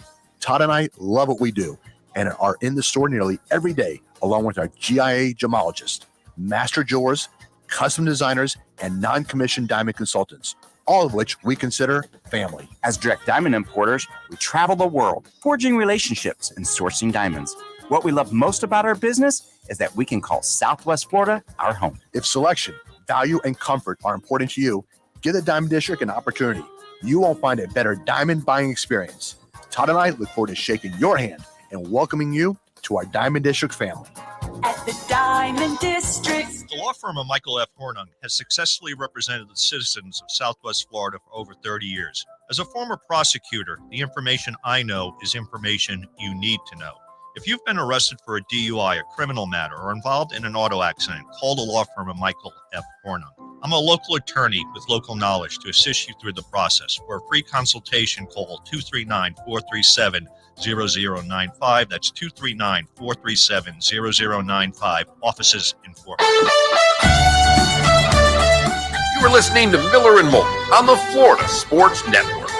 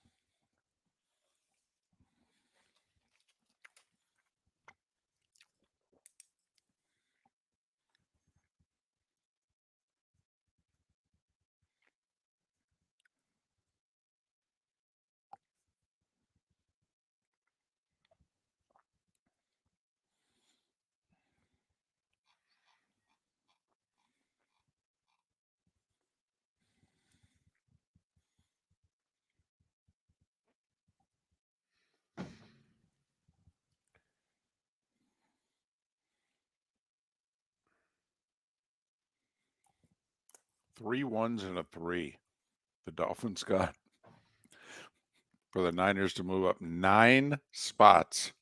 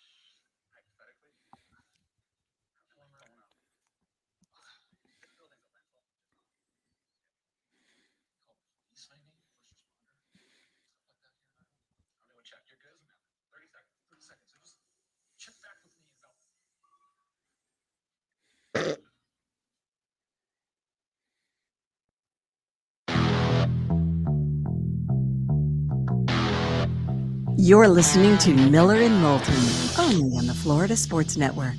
And now, here's Mark Miller and David Moulton. David Bearman of Pro Football Network will join us in less than 20 minutes. Josh Graham will join us in a little more than an hour. He does an afternoon radio show in the Triad in North Carolina, the heart of ACC country. And the winds are blowing that the ACC is going to expand. I don't know what's taken so long. I mean, how many concessions can they get from Cal, Stanford, and SMU? I mean, SMU's already coming for free. I mean, what more can they offer up? David, at the rate this is going, Cal, Stanford, and SMU are going to be paying the ACC schools $3 to $4 million a year to join the conference the longer they wait. Keep holding out, David. The deal can only get better for the 14-member schools and Notre Dame. What are we, bartering radio time here? Okay, I'll pay you to be on the air. Oh, okay, well, then we'll carry your show. My goodness. So we'll talk about that next hour with Josh Graham. But, man, oh, man.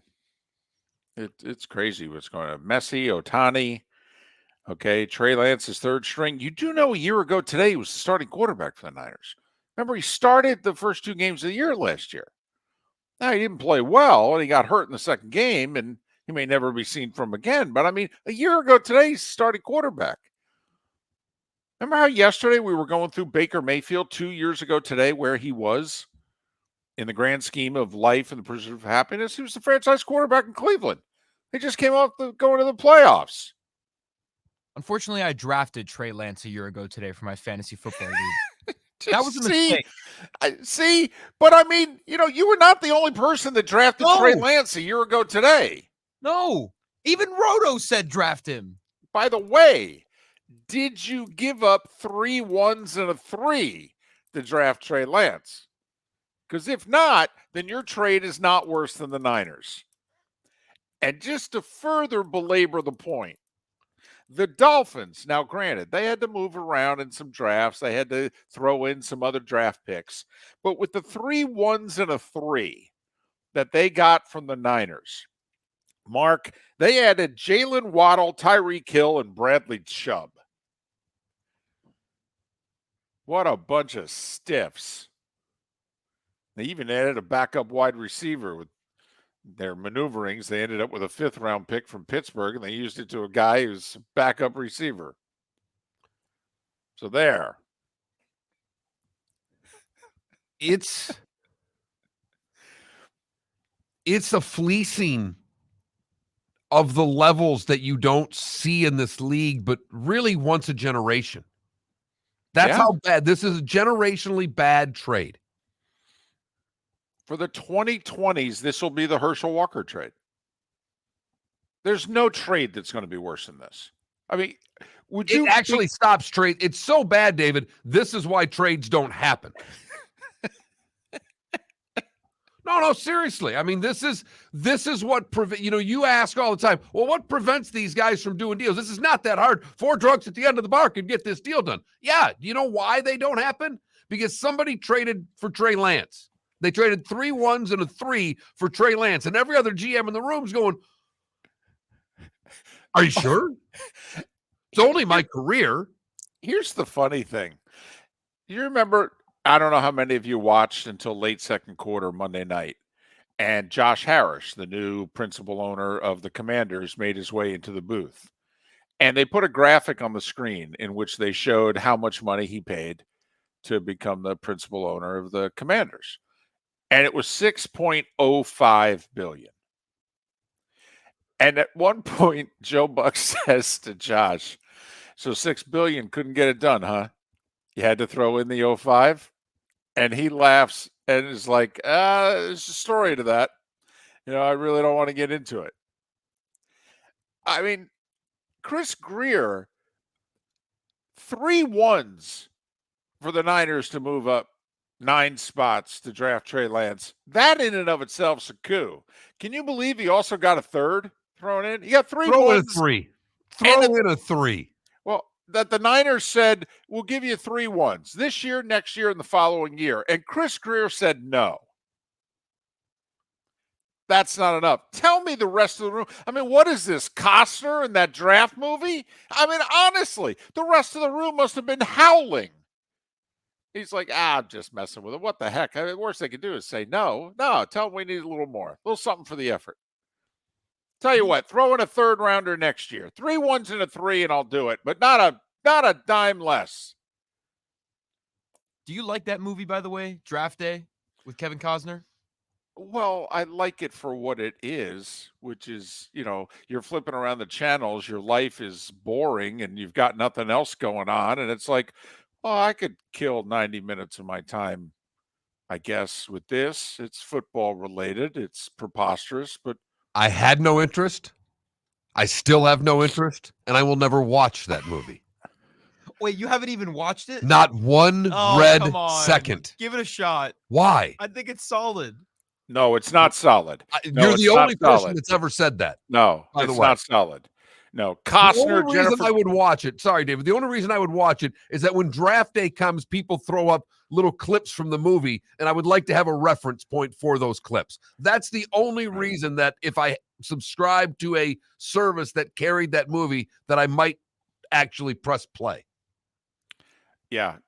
Neither Kevin Costner, Jennifer Garner, or Dennis Leary have ever said that movie is solid.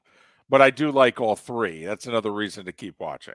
But anyway, it's hokey as heck. Bo Callahan. Let me tell you, Mark, if you do watch it, okay, Bo Callahan is the quarterback that everybody's going cuckoo for Cocoa Puffs and what have you. You have to watch it once, because every time they show Bo Callahan, you know what I want you to say? Trey Lance. Felipe, time for the play of the day. What do you got for us today? So not only is Inter Miami just winning every game that they've played thus far with Messi, but they're winning some of these in dramatically close fashion. And 8 minutes, an additional 8 minutes left in, stoppage time. So it's the 96th minute, and there's less than 2 minutes left that Miami needs to score to tie the game and send it to extra time. And Lionel Messi, with a gorgeous assist to his teammate Leo Campana for the late equalizer. Messi looking for Campana! Perfection! Leo to Leo! We are headed for another 30 minutes! So they go into extra time and immediately score, but then they tie it up. So that forces penalty kicks, and then Miami ends up winning in PKs. They're 8-0 with Lionel Messi on their squad. It is the year of South Florida. Yep. Insignificant trophies. Deep runs, but no championships. Well, come on now, Mark. They won the League's Cup. That's why I said insignificant trophies. It's a deep discussion that a lot of people in the Miami media are having whenever someone tries to compare a League's Cup trophy to all the other achievements that South Florida sports teams have been close to getting, but not necessarily getting. Like, what's more important, an Eastern Conference Finals trophy or a League's Cup trophy? Are you serious? Obviously, Eastern are you Conference serious right now? What in the hell are you? A League's Cup trophy? Exactly. Winning the 6th best soccer league's mid-season tournament or going to the NBA final? Which one's more important? Right. Are you out of your mind? But there are people who are trying to put that on that pedestal. And Then it's those ridiculous. people shouldn't have microphones. I agree. No. You just brought it up. Well, it's just the top. Well, he doesn't agree, though. He doesn't agree. He's just bringing it up. And yes, Felipe, everything that has happened in South Florida sports this year is a greater accomplishment than what Messi and Inter Miami have done. But it's been entertaining as hell. That you cannot deny. And they are helping us get to football season by playing some brilliant football. U.S. Open coming up So soon. we thank them for that. We do. And with that said, the magic numbers are 2, 7, and 14 as to when the football seasons get underway.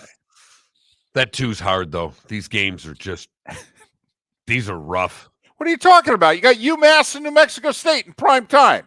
What are you talking about? The law firm of Michael F. Hornung has successfully represented the citizens of Southwest Florida for over 30 years. As a former prosecutor, the information I know is information you need to know. If you've been arrested for a DUI, a criminal matter, or involved in an auto accident, call the law firm of Michael F. Hornung. I'm a local attorney with local knowledge to assist you through the process. For a free consultation, call 239-437-0095. That's 239-437-0095. Offices in Florida. Located on the East Trail, locally owned Naples Tiki Bar and Grill is an outdoor eatery next to the Hitching Post Shopping Center. Island-inspired food with a true tiki theme. The best place in Naples to enjoy the beautiful weather in Southwest Florida. The Naples Tiki Bar and Grill offers a great menu for dine-in or takeout. Enjoy our famous pulled pork, huge burgers, and tiki bar cocktails. Don't miss happy hour every day from 3 to 6 and live music 7 days a week. See you soon at the Naples Tiki Bar and Grill, 11498 Tamiami Trail East. Hello, friends and family of Southwest Florida. Are you looking to tap into the electric vehicle market? Well, look no further because we here at Southwest Florida Golf Carts have just what you need. E-bikes, golf carts, LSVs, scooters, and more. Come down and talk with one of our experienced sales reps, have a soda and a smile, and you could be cruising the streets in your new EV today. Stop by the store or visit our website at flgolfcarts.com and enter for a chance to win $100 off your next purchase by answering John's monthly sports question. You are listening to Miller and Moulton on the Florida Sports Network.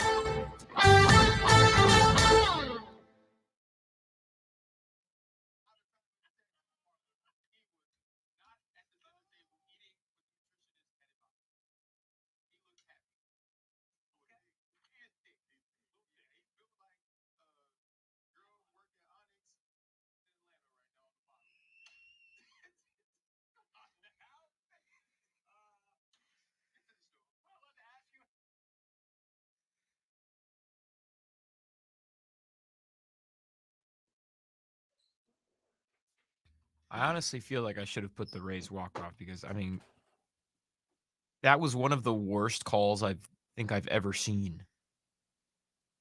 I mean, how do you miss the call when it's that obvious?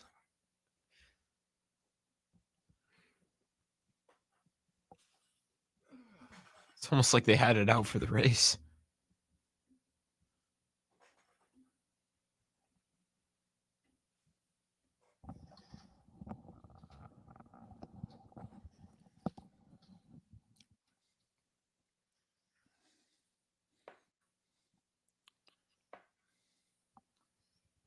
Nah, it's like a bot thing to do.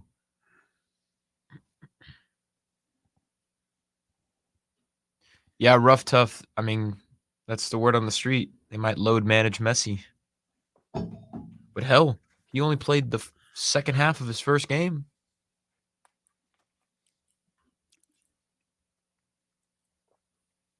Maybe he doesn't need that much time.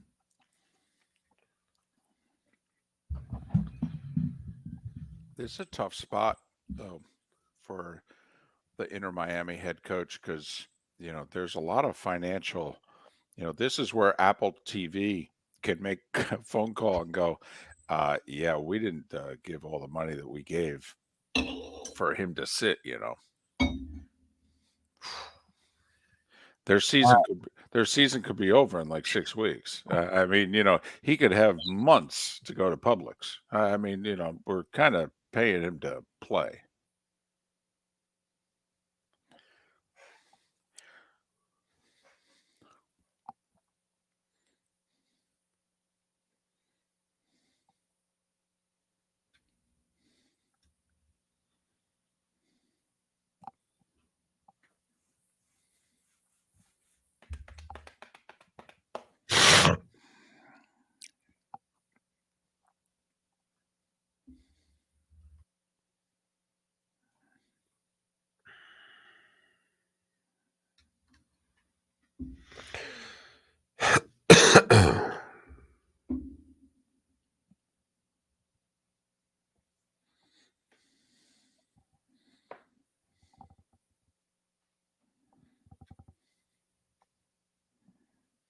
By the way, not for nothing, we announced the teams participating in the 50th City of Palms Classic yesterday, and the number 1, 2, 3, 4, and 5 ranked players in the nation are all playing.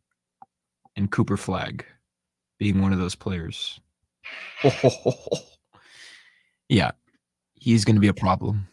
Cooper Flagg's going to be at the City of Palms. Cooper Flagg is going to be at the City of Palms. Well, we'll see. And the only reason I say that is LeBron was supposed to be coming too, and they bailed late. Like Bryce, you mean? No, LeBron. LeBron James was supposed to play in the City of Palms. Right. Oh, and sorry. they bailed. Right. They bailed late. Yeah. It's going to be. Well, that's a little different though, just because St. Vincent, St. Mary, Akron, Cooper Flagg, Montverde. It's right up there. Yeah, but when you have somebody like that things get crazy for those schools. There a lot of teams pull at them and they want them on TV. And I'm just saying. Oh, I mean, I hear you, but I mean, I hope they don't pull out. I don't think they will. But just, I know you know everything, but we're just trying to give you a history lesson. Yeah, I know. I'm calling now. Fuck.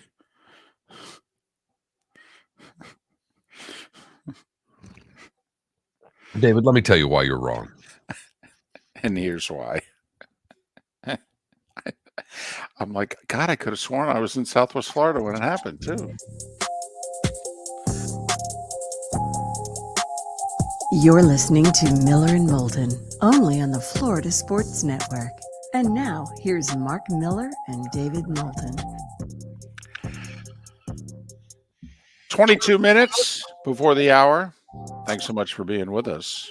Miller and Moulton, the Florida Sports Network, floridasportsnetwork.com. He's David Bearman. He's been kind enough to join us for a few weeks now. Pro Football Network, profootballnetwork.com. You can follow him on Twitter, David Bearman, Bearman, PFN, David Bearman, PFN, and follow Pro Football Network on Twitter at PFN365. David, it's David and Mark. Good morning. How are you? Good. Good morning. How are you guys? I know we're just a few days away from some football happening, so we're excited here. Yeah, we are. 2, 7, and 14 are the magic numbers. Week 0, week 1, and week 1, depending on what it is that scratches your itch. Listen, this is belaboring a point on this show, but we've been going over the Trey Lance trade. Is this going to go down as the second worst trade in NFL history outside of the Herschel Walker deal? It could. It actually could. I know there's been a lot of bad ones in the past, but they were so in love with a guy who's amounted to absolutely zero that you got to look at it and say, what could have they gotten for those three players? And you've seen what the Miami Dolphins have turned those first round picks into, in Bradley Chubb, Tyreek Hill, and Jalen Waddle. So you see what they have done, and you wonder what were the 49ers thinking? Because I didn't see anything in Trey Lance that screamed trade up for him. You didn't see anything in Trey Lance that said trade up for him, but the Niners did for whatever reason. And the players, we went through the players that were drafted 4 through 13 in that draft, and it's an elite list of NFL players. So it's just it's a scary trade all the way around for the Niners, and yet they're still one of the elite teams in the NFC. So amazing how they could get away with that. Chris Jones and the Chiefs, is this going to happen? I mean, is this going to be 8 weeks before he plays? Are they going to trade him? How is this going to work out? Normally, I'd say these things work themselves out. Obviously, they're going to go sign him, yada, yada, yada. But if you look at the Chiefs' history, other than the money they sent for Pat Mahomes, they're not fans of signing guys any earlier than they have to. And sometimes, as you've seen with Tyreek Hill and not wanting to give him the money, they traded him away. So I'm not at all convinced that the Chiefs get anything done because they don't like spending the money before they have to, as they've proven time and time again. Well, can we just talk about this defense without him, though? I mean, do they have a difference maker in any way, shape, or form on that defense if he doesn't play? No, and that's been the Chiefs' weakness. If you have a weakness for a team that's won 2 of the last 4 Super Bowls, that weakness has been their defense. There was times during both of their championship seasons that you questioned whether they had a good enough defense. Without Chris Jones, that question comes right back. Like, do they have a defense? Yes, they can score at will on offense, but as we've seen, the years where the Chiefs' defense has let them down are the years that they don't win at all. So they need Chris Jones and they need that defense. Look, and I know Patrick Mahomes is still the quarterback, but that receiver room's not what it was. Kelsey's a year older. Do you still think they can score at will in this league? Yeah, because you look what they did last year without Tyreek Hill. They traded him. They looked like they were every one of us took the under on their win total, and they go ahead and win the Super Bowl. I think they can. Andy Reid is just the genius. He'll go down years from now. We always talk about the innovators of football. Andy Reid, even though he's not going to have the same number of Super Bowls as, say, Bill Belichick, or as I mean, he might. It's not over yet, but Andy Reid will go down as one of the best geniuses on the offensive side in football history. And I think with the way he designs plays and you have the best quarterback in football, they can still score. It's just they score different ways.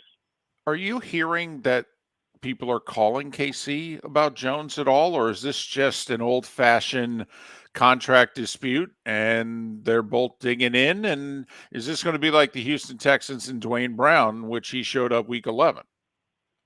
It could be, and I have not heard that anybody he's on the market and they've traded, spoken teams.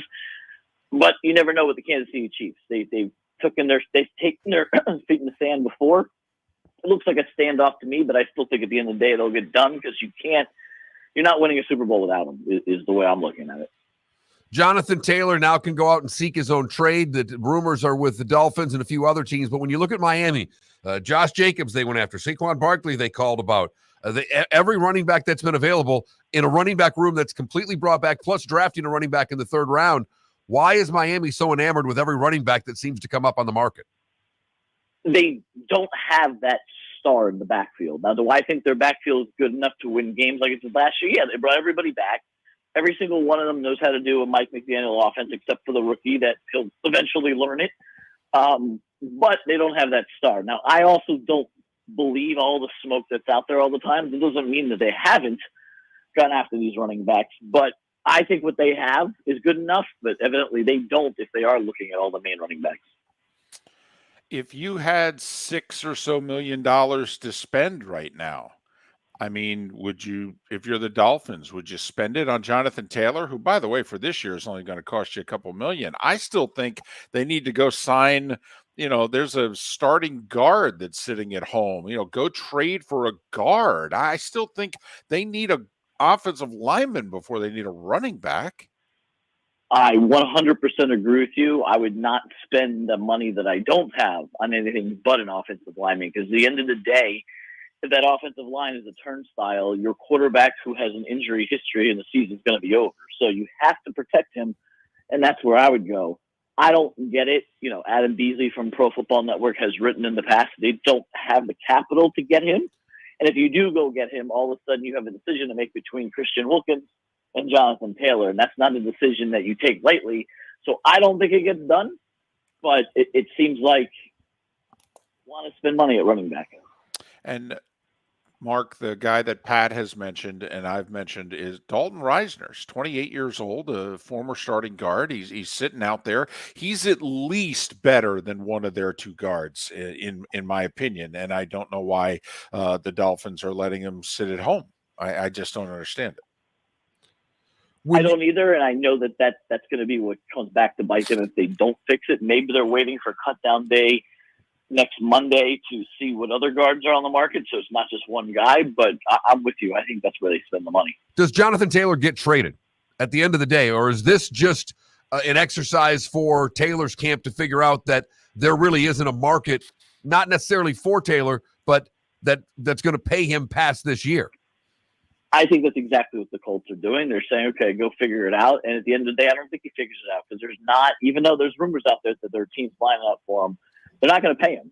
So if I'm Jonathan Taylor, it's like, why do I want to go to another team that's not going to pay me when I can stay on the team I have right now and pay me? So I don't think the Colts are going to get what they want for him. At the end of the day, they'll just say, okay, sit out and get signed and yada, yada, yada, because he has a contract. He just wants more money. So I think it's a standoff, and I think at the end of the day, he's going to have to blink before the Colts do. David Bearman, Pro Football Network, ProFootballNetwork.com. Follow David on Twitter, David Bearman, Bearman, PFN. David Bearman, PFN. Finally, on Jonathan Taylor, he's 24. Do you think he is the type of running back that you would invest in? If I had to choose, yes. But since I don't have to spend money at running back, then no. But if someone is going to, it's going to be Jonathan Taylor. He is the best young one out there, and the others have either gotten their money or proven they're not worth it. So if I were to spend, yes, I would. I don't have to spend on Jonathan Taylor, so I don't think someone's going to anytime soon. Baker Mayfield got the starting job for Tampa. Do you think it's his for the season, or do you think there's a chance that if they start out poorly, Kyle Trask could take that job over? With the team being as bad as it possibly could be, I think that quarterback battle stays open for as long as necessary. It's not like Baker Mayfield has proven at any point in the past that he can hold on to a starting job. So I think if there's trouble, you would be wise to switch over to Kyle Trask. But, we'll see. I think Baker's fine for them, but he's not someone that I have any confidence will keep the job all season. How bad do you think Tampa is? Because it sounds as if you think they're top 5 in the draft bad. Be lucky that you're in the division that you're in. I think if they were in a different division, they would be that bad. Talent-wise, they're okay. But at the same time, without that quarterback, you need a quarterback. If Baker Mayfield all of a sudden becomes the Baker Mayfield everybody expected, then Tampa will be fine in that division. They're not one of the top talented teams in the NFL, if you ask me. Does anybody get to 9 in that division? I think the Saints do. I actually took the Saints over 9.5 as one of my preseason plays because the division is as bad as it is, and you have the only real quarterback in the division in Derek Carr. So I think the Saints are a little bit underrated, and I think they're the best team in the division. They probably win 9 or 10, but outside of that, no. There are, I'd say, 3 divisions, David, in which we think that they're loaded based on last year and changes. The NFC East, because no one finished below 500 last year. The AFC East, because of the top 3 teams in the division. And the AFC North. Is there a team in any one of those 3 divisions that you think is going to be significantly better than most people do? In those 3 divisions, I would say even though the bar's already high because of past success, I think the Ravens are going to be better than people think they are. You're in a very tough division where everybody's concentrating on Deshaun Watson and the Browns and everything that Cincinnati does with Burrow and Chase. And no one's really paying attention to the fact that Baltimore got back the one piece that they didn't have last year, and that's Lamar Jackson, a former MVP. So they're also getting running back help back after having tons of injuries there. Signed Odell Beckham Jr., which at the end of the day is not a game changer anymore. But I think that people are sleeping on them because of everyone assuming that the Browns and Bengals are going to win that division. So pay attention to the Baltimore Ravens in the North. Are you buying any of this the love that's Jordan Love's getting? The fact that now people are talking that he's been playing well in practice, that don't be surprised if the Packers, I'm not saying end up at the top of the division, but end up being a little better. Are you buying any of the pre-hype on Jordan Love entering this season? Last time I checked, it was the preseason, so no. Has he had a good preseason? Sure. He have a good camp? They say he has. But no, I don't think this is a Rodgers Favre situation where the guy who's been waiting in the wings for all these years turns into a 3-time MVP. I'm not buying that. But then again, the sample size that I've had is very small with Jordan Love, and credit to the Packers for continuing to try to attempt reincarnation of backups in Favre and Rodgers and now Love. It seems to work for them, but I don't think Love follows in the footsteps, no. Fascinating week one battle. It's Green Bay and Chicago. I'm just curious, both with young quarterbacks, which team do you feel better about entering this season? Green Bay, Chicago, but by a hair. And the only hair is Justin Fields. If the Justin Fields of the second half of last season shows up, that's a team that is definitely someone to pay attention to. As far as Green Bay is concerned, you're really relying on Jordan Love being that guy. I'm not impressed with the rest of the roster. You saw it wasn't good last year when even Aaron Rodgers couldn't take them to the playoffs. So I would say Chicago by a little bit. But at the end of the day, I still think it's Detroit or Minnesota's division to win. But I would suspect those other two teams are at least hanging around for a while. David, thanks for making time for us. Continued success with Pro Football Network. You guys have done a lot of great things here in the last couple of months. Continue your success, and thanks for your time. Hopefully we'll talk again. Absolutely. Thanks for having me, guys. Enjoy the day and the last week of preseason games. David Bearman, Pro Football Network, profootballnetwork.com. Follow him on Twitter, David Bearman, Bearman, David Bearman, PFN. With the quick hang-up. Yes. Very Tim Kirchin of him there. It was. He beat me. I'm like, come on. No, that's what we pointed out. We thank you for pointing out that he beat you. That was the whole point. I'm just going to turn off my mic. Tim Kirchin, who doesn't do a ton of radio anymore, but Tim Kirchin at the height of his career, that was the thing with Tim. Okay, even when he was on the ESPN national shows, he was, okay, guys, boom, done. And that was the thing. Could you make sure he didn't click on the air? You know, Kornheiser, Dan Patrick, all of them, they warn their producers, don't want to hear that click. We're bringing Kirchin on next segment, and I don't want to hear the click. So a lot of pressure now. Now, you know, David Bearman, one of those. Felipe's got his mental lists of all our guests. He's like, oh, I got to watch that Bearman guy. No time for the coconut smoke. He's over there with his feet kicked up. Right. Pulling a lung dart in the studio. Watching more Inter Miami highlights on the screen. Exactly. They still talking to him? Oh, no, it's wrapping up. Yeah, final preseason. It starts tonight, right? It sure does, David. Oh, good. Let's get it over with, please. Golly. At least with the 3 preseason games, we're getting I know players playing in all of them. But 2 games tonight, Steelers and Falcons tonight, Colts and Eagles tonight. My Steelers. That's my surprise team. 11 wins, baby, for the Steelers. That's my pick. Don't ask me about the rest of the division. I don't know. Listen, the Dolphins are going to the playoffs, and they're winning a playoff game. Why? Because they have a South Florida zip code, and that's all you need to accomplish great things in sports in 2023. Problem is, the playoffs don't start in 2023, David. I know. Mid-January of 24. You probably make a good point. Maybe at the end of 2023, they'll be in great shape, and maybe they'll not win a game in January. Missed the We have- playoffs entirely. We have no idea what next year brings, but this is the year of South Florida sports. So it doesn't continue on at 23-24? Well, no, because a lot of this was 22-23 with the Panthers and the Heat and That's the Canes and FIU and all that. That's So- true. Outside of, FAU basketball, none of those teams played worth a damn until 2023.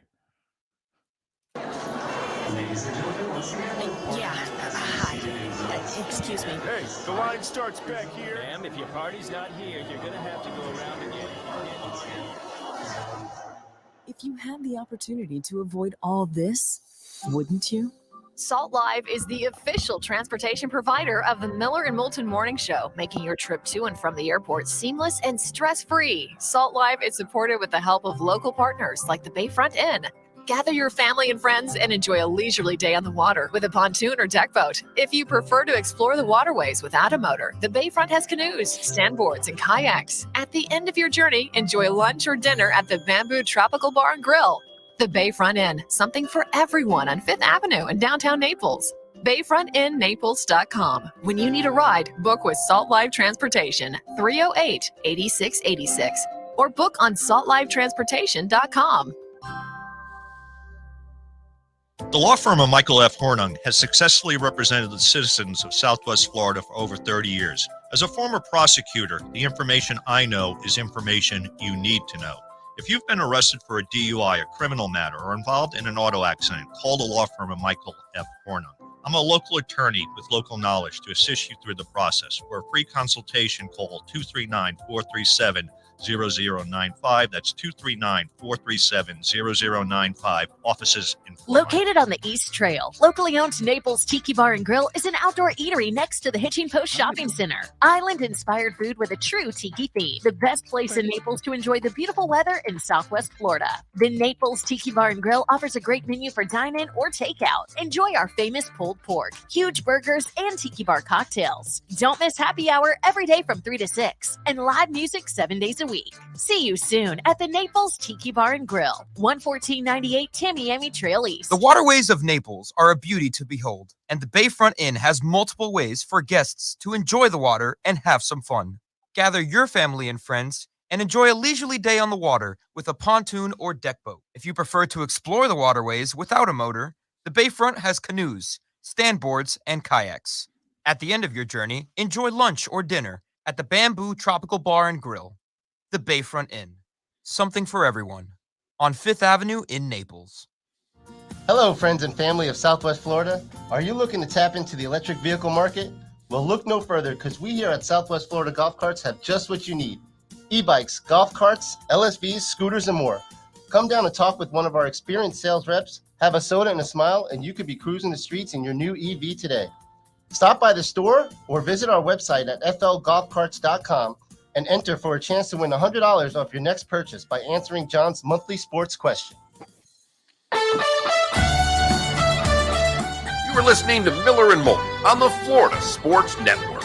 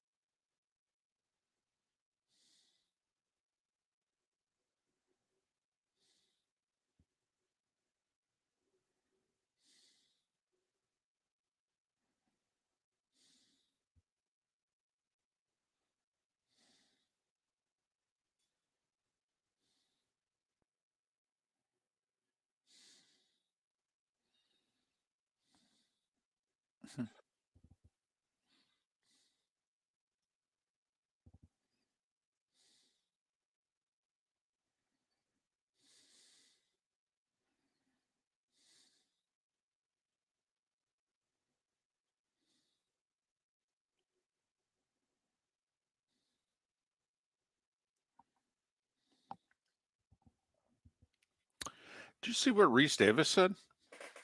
No. He said Oklahoma's never going to return to being Oklahoma. Interesting. Says that basically, the loss of Caleb Williams and Lincoln Riley and now moving to the SEC in a year. I mean, I don't know if he thinks they're going to become Nebraska, but interesting. That's a strong statement from a guy in his position.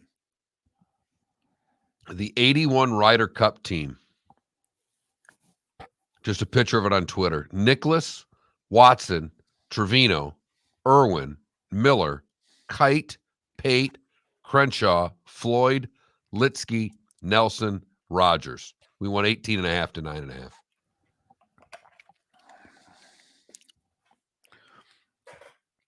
Were we playing Europe or was that still Great Britain and Ireland? That's Europe.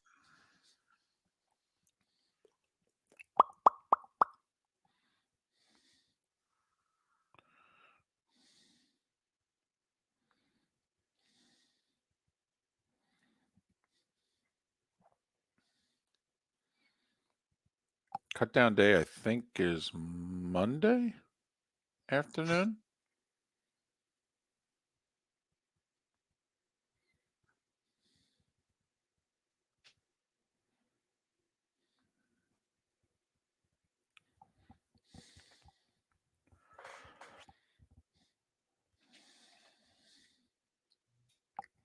Tuesday?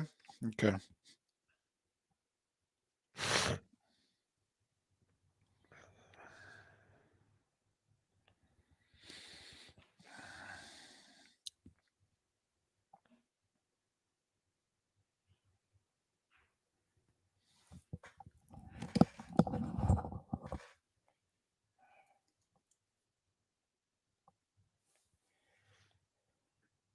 So there's this article. Bless you. Brendan Quinn did. Oh, we're coming back. But Brendan Quinn, did you read this Brendan Quinn article about talking to golfers about a shot clock and all of them basically against it? No. Just looks at baseball's changes and trying to, hey, golf needs to look at what baseball did. Radical changes to the sport. Talks to Homa and Chris Kirk.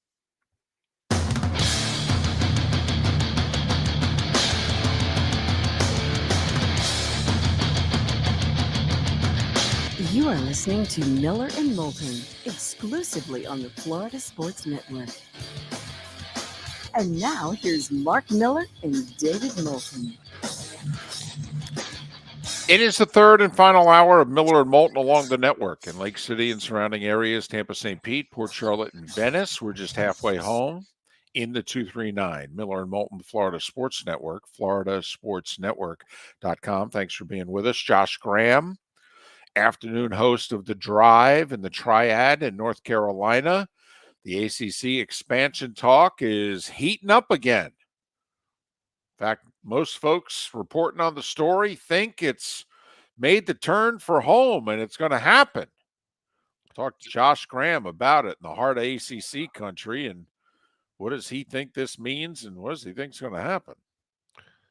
Talks that there's going to be maybe a vote as early as tonight. SMU, Stanford, and Cal, all three possibly coming to the ACC. Okay, can you help me out here? That's an odd number. I mean, I'm not the brightest bulb in the drawer, but that's 3. They've got 14. But they have Notre Dame for every sport not named football and hockey. So are they going to just play an odd number for football and even number for everything else? Probably. Because Notre Dame's that partial football member. Right. They play 5 of their games against ACC opponents. Right. I'm just wondering. I mean, usually when you add teams, you do it in even numbers so that you're at an even number. So I guess. I don't think it's, obviously there are no rules. Well, conferences cannot exist unless they are even numbers. Listen, what if this ends up happening, what's more ridiculous? The Big Ten beginning next year with what, 18 schools? Or the ACC with teams on the West Coast? I mean, that sounds like a poll question, doesn't it? What's more ridiculous? The Big Ten with 18 members. Well, how many is the Big 12 going to have? 16. Okay. Right. Well, 18's, more ridiculous. And, 18 to 10 is bigger than 16 to 12. So Sure is. Don't get me wrong. We can put it in the poll. But I just think the Big Ten kicks its butt in terms of ridiculousness. So the Big Ten with 18 or the ACC having Stanford and Cal.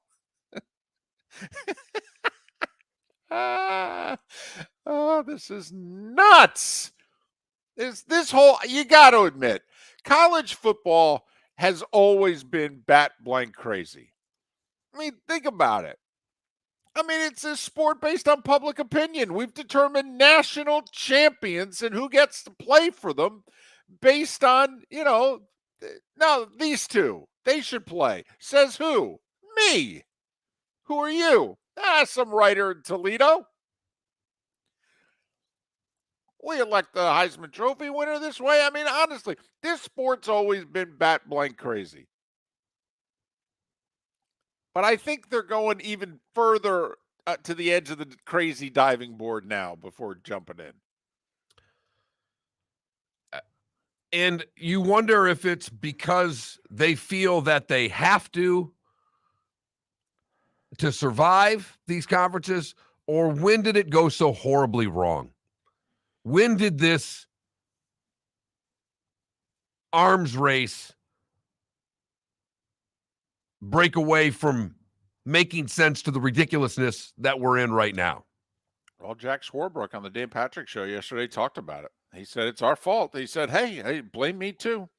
It's not like me and Notre Dame are, devoid of criticism here. But he said, yeah, we've totally lost our way. This is nuts. This is crazy. He did say, though, point blank, Dan Patrick said, what's it going to take for you guys to join a conference? And he said, basically losing the NBC deal. And not being able to replace it. Right. If we didn't have a television deal, we'd have to join a conference. And DP also asked Swarbrick, who's leaving at the end of this school year and is being replaced by an NBC television executive. Wonder what the future looks like for Notre Dame. But he was asked, what's the closest you guys ever came? And he said, we were never close to joining a conference. He goes, but if the ACC hadn't allowed us to find a home for our Olympic sports, he said, we would have had to start having those conversations. He also said something we all know, but when Dan asked him, how does these exploratory phone calls go? And he said what we've told you all along, president to president, which is why when the North Carolina AD was shooting his mouth off 3 weeks ago, it's bunk. It means nothing. It's just his opinion. He has no say-so. He may be asked his opinion, but his opinion is not that of the university presidents and the regents and the people that are actually making those decisions. And I'm just curious, and we'll talk more with Josh Graham about this. Florida State's the one making the headlines. They're playing the bad guy here. They're willing to wear the black hat and all of this in terms of the ACC and its future. I keep going back to, if you're Miami, you're on board with Stanford and Cal. Why? So you're on board staying in the ACC? Does that mean with all the talks that you've had, you don't think you have a home somewhere? Or the ACC is the best you can do, huh? Does this mean you deep down don't think the Big Ten's going to happen? Because, once again, is this deal good enough to keep all the schools that have been flirting, and they've been flirting, don't think they have it, with going to the Big 12 and the Big 10 and the SEC? So this deal's going to be good enough for keep the band together? We'll talk to Josh Graham about that coming up. There's something I wanted to get to, which we haven't talked about. It happened a couple days ago. Tua's been talking. And, last week he had a fun little exchange with the media in which he was just trying to let them know. He goes, this is how complicated it is. He played the Wonderama game of, I'm going to call out a play and you guys repeat it. Which a lot of people think the play was completely made up, wasn't a real play, including quarterbacks. Right. But neither here nor there. So I don't know if he was joking or if he was just trying to prove a point with them. So now, Tua is polarizing, and Ryan Clark of ESPN is apparently not a fan. Well, not just not a fan. He compared him to a stripper. He said he looked thick like a stripper at Onyx in Atlanta. That's a gentleman's club. That's his quote. I'm not mincing words here. That's exact. He wasn't at the nutritionist table. He's thick like a dancer at Onyx in Atlanta. Right. Spending too much time at the tattoo parlor, not enough time in the gym, as he puts it. But Tua responded. He was asked about what Ryan Clark said. Here's what Tua had to say. I mean, I think we all worked hard throughout the offseason. And I'm not someone to talk about myself the entire time, but I mean, it takes a lot. You think I wanted to build all this muscle? Like, nah, to some extent, like I wanted to, I wanted to be a little lighter. There's a mixture of things that people don't understand, that people don't know about, that are talked about, that go behind the scenes. So, I'd appreciate if you kept my name out your mouth. That's what I'd say. Is he too sensitive? Yes. Now, you could still be a very successful quarterback and be too sensitive. I mean, Aaron Rodgers at times has been too sensitive. I mean, we can all at times be a little too sensitive. Doesn't mean that we can't be successful. But, he went on to say, I come from a Samoan family. Respect is everything. We are a tough-minded people, but if we need to get scrappy, we can be scrappy. I'd appreciate it if you kept my name out of your mouth. That's the part, not really about him talking about his body, him responding to Ryan Clark. That's not something typically quarterbacks do.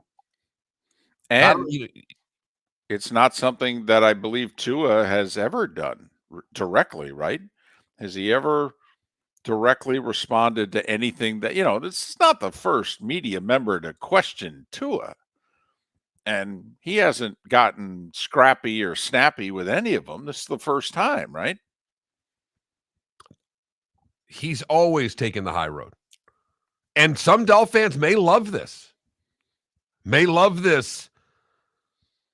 Now I've got someone else to fight against, if you will. Now I'm not just taking on the opponents. I'm taking on the media. I'm taking on everyone.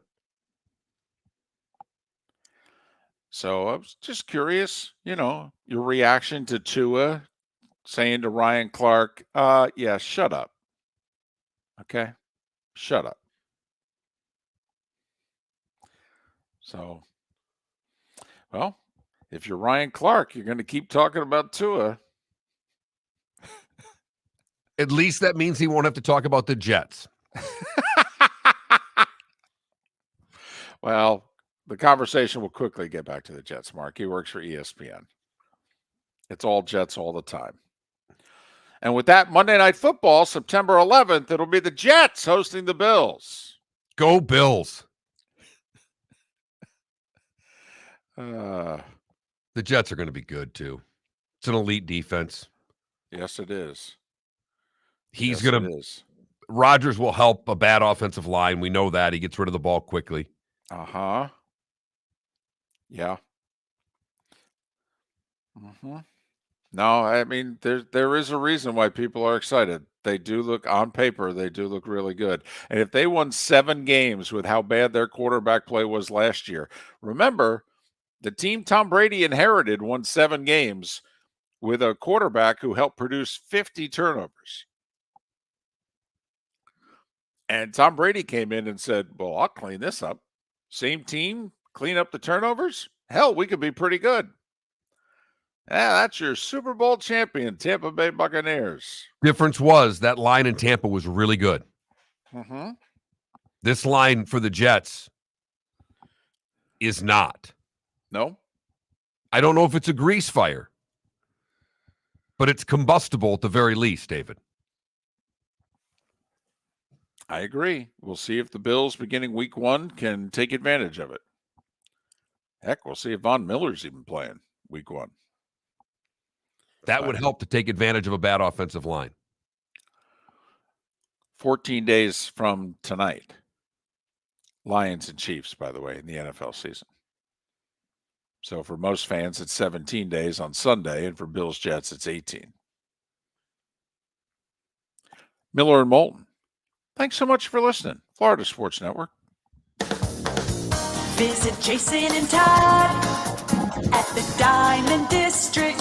20 years ago, Jason and I had the idea for a jewelry store like no other, with a vast selection of certified diamonds priced 8 to 12% over cost. A team of individuals who are educated, driven, and believe in cultivating relationships. Today, we have become one of the largest independent jewelry stores in the country.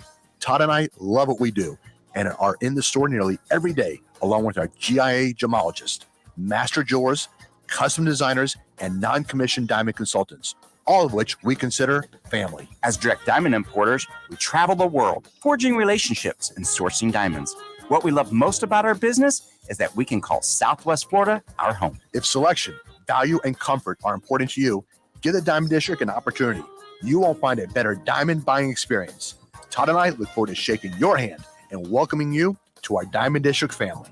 At the Diamond District. The law firm of Michael F. Hornung specializes in criminal defense, DUI, personal injury, nursing home claims, and auto accidents. I'm a former prosecutor with over 34 years of experience. The information I know is information you need to know. If you've been arrested for a DUI, time is of the essence to maintain your driving privileges. Call the law firm of Michael F. Hornung for a free consultation. At the law firm of Michael F. Hornung, we are committed to excellence in your representation. Being a local attorney with local knowledge is clutch to the success of your case. For over 30 years, we have successfully represented the citizens of Southwest Florida. For a free consultation, call 239-437-0095. That's 239-437-0095. Our offices are conveniently located in Fort Myers. Visit online at mfh-law.com. You are listening to Miller and Moulton on the Florida Sports Network.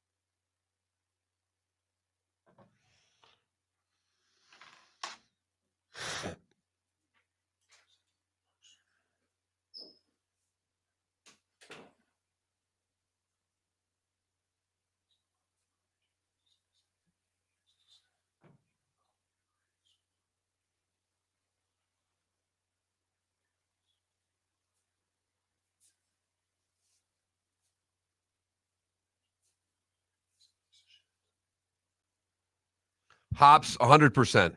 100% I'm with you.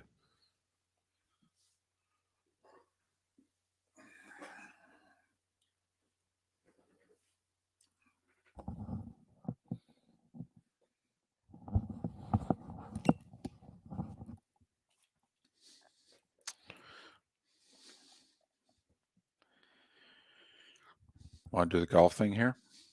Yeah, why not?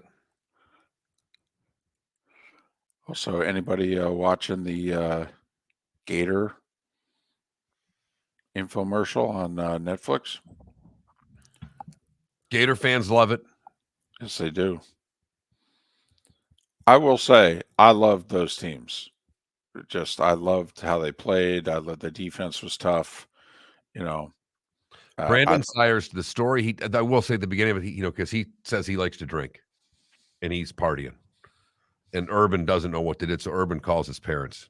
And Sayers starts laughing. He goes, now my dad's got 9 gold teeth. And he's a character. And he said, Bob and my mom and dad come in and they've been drinking all day when they go to see Urban.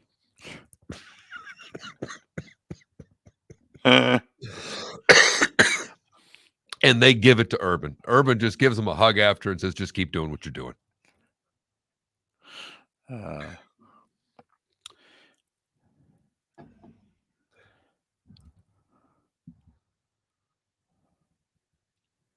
My steak was fantastic, and I did have an old-fashioned. My mother made some rosemary infused simple syrup, and I used that, and it was delicious.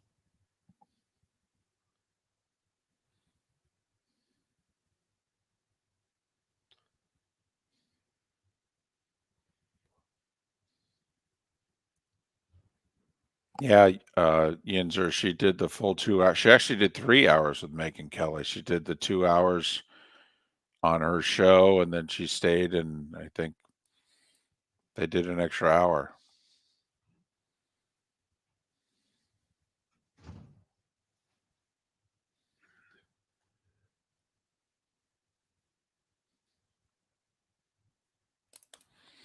I liked watching those Gator teams play.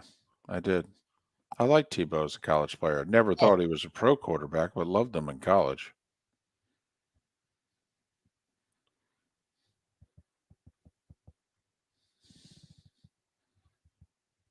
And Miller and Moulton have chastised Gator fans for 12 years about how you guys view Urban. When was brought in to win. He won. So it ended badly and he left too soon. I don't know what to tell you. Do you want to win or not? Shut up and enjoy your championships.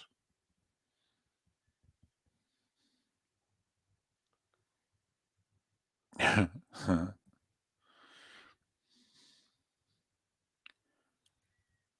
well, I think they would now.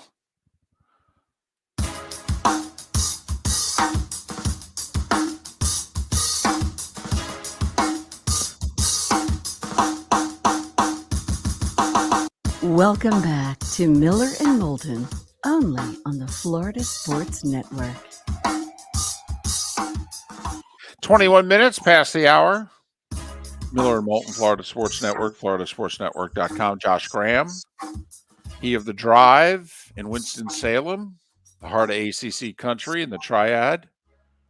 He will join us coming up in a little less than 20 minutes to talk about the future of the ACC. And right now, the thought is the future is expansion. How about that? Talk to Josh Graham in less than 20 minutes. I haven't done one of those in a while. Just felt like it. Feel better? Actually, I do. It's kind of like when you hear a song that you haven't heard in a while. It's kind of trashy. Most people don't like it, but for whatever reason, you get a kick out of it when you hear it. It's like my Come On Eileen, which I don't like, by the way. But for some people, for whatever reason, it's happy, peppy, snappy. You hear it once every 6-8 weeks, and you go, "Oh, this is terrible." And midway through it, you find yourself toe tapping a little bit. We are showing our age that we still could listen to music in ways that we might hear a song that we don't know, because most everybody's listening to only the songs that they like. I know. That's another song now, Felipe. Let me tell you something. And Felipe, that was a hit. Look that sucker up. That was a hit song, and it's awful. All right. A hit? Come on, Eileen. I don't think it was number one, but I think it was. No, that was a top 10 song. Listen, I know Come On Eileen. I'd say it was a hit. I'm just trying to see if Felipe is aware of the song. It's probably a damn good chance it was a hit. and the video is worse than the song, and that's tough to do. No, it was a #1 hit in the United States. Look at that. Springsteen's never gone #1, but Dexy's Midnight Runners did. David, it was a #1 hit in Australia. It was a #1 hit in Belgium. It was a #1 hit in Ireland, New Zealand, South Africa, and Switzerland, and the UK. What year was this? 80 what? 1982. Man, we were in a bad place. That Cold War, that had us in a very fragile place. Did all those drugs in the 70s. I mean, the world was very tenuous. It's the number 18 100 greatest songs of the 80s. VH1 placed it as #3 in their greatest one-hit wonders of all time. Yeah, I have never heard of Dexys Midnight Runners in my entire life. But you know, Come On Eileen, right? Yeah, that's the dictionary definition of a one-hit wonder right there. See? MTV, David. No doubt MTV. about it. A bad video, but it played all the damn time because in 82, there were not a lot of videos. No, MTV was a year old. So it's like, what do you got? I got Dexy's Midnight Runners. Play it. Put it on the loop. Well, Have your what the heck? rotation. We like this one. Yep. Make sure you tell Martha Quinn how to pronounce it. Dexy's Midnight Runners. Anyway. So we were talking about something during the break a couple of breaks ago, and if you don't mind, I'd like to share it with the folks that are not taking us in via twitch.tv on the Miller and Moulton channel. Well, I found an article on The Athletic where a golf writer who was a baseball fan took all of the great things that have happened in baseball and just merely asked the question, can golf learn from baseball's, the title of the article is, what can pro golf learn from baseball's revolution? Brendan Quinn is the guy who wrote the article. And he gets with a couple of players and starts talking to them about baseball and trying to get them feeling good about things. And then says, what if they implemented some of the changes to golf that they did in baseball? And immediately the players know exactly what he's talking about. Shot clock? A what? And they get rid of it as quickly as it's brought up. Literally, he got one player to say that he liked the idea. Sure, why not from Cameron Young. Cameron Young, who, by the way, is sponsored by Major League Baseball. Dead set against it.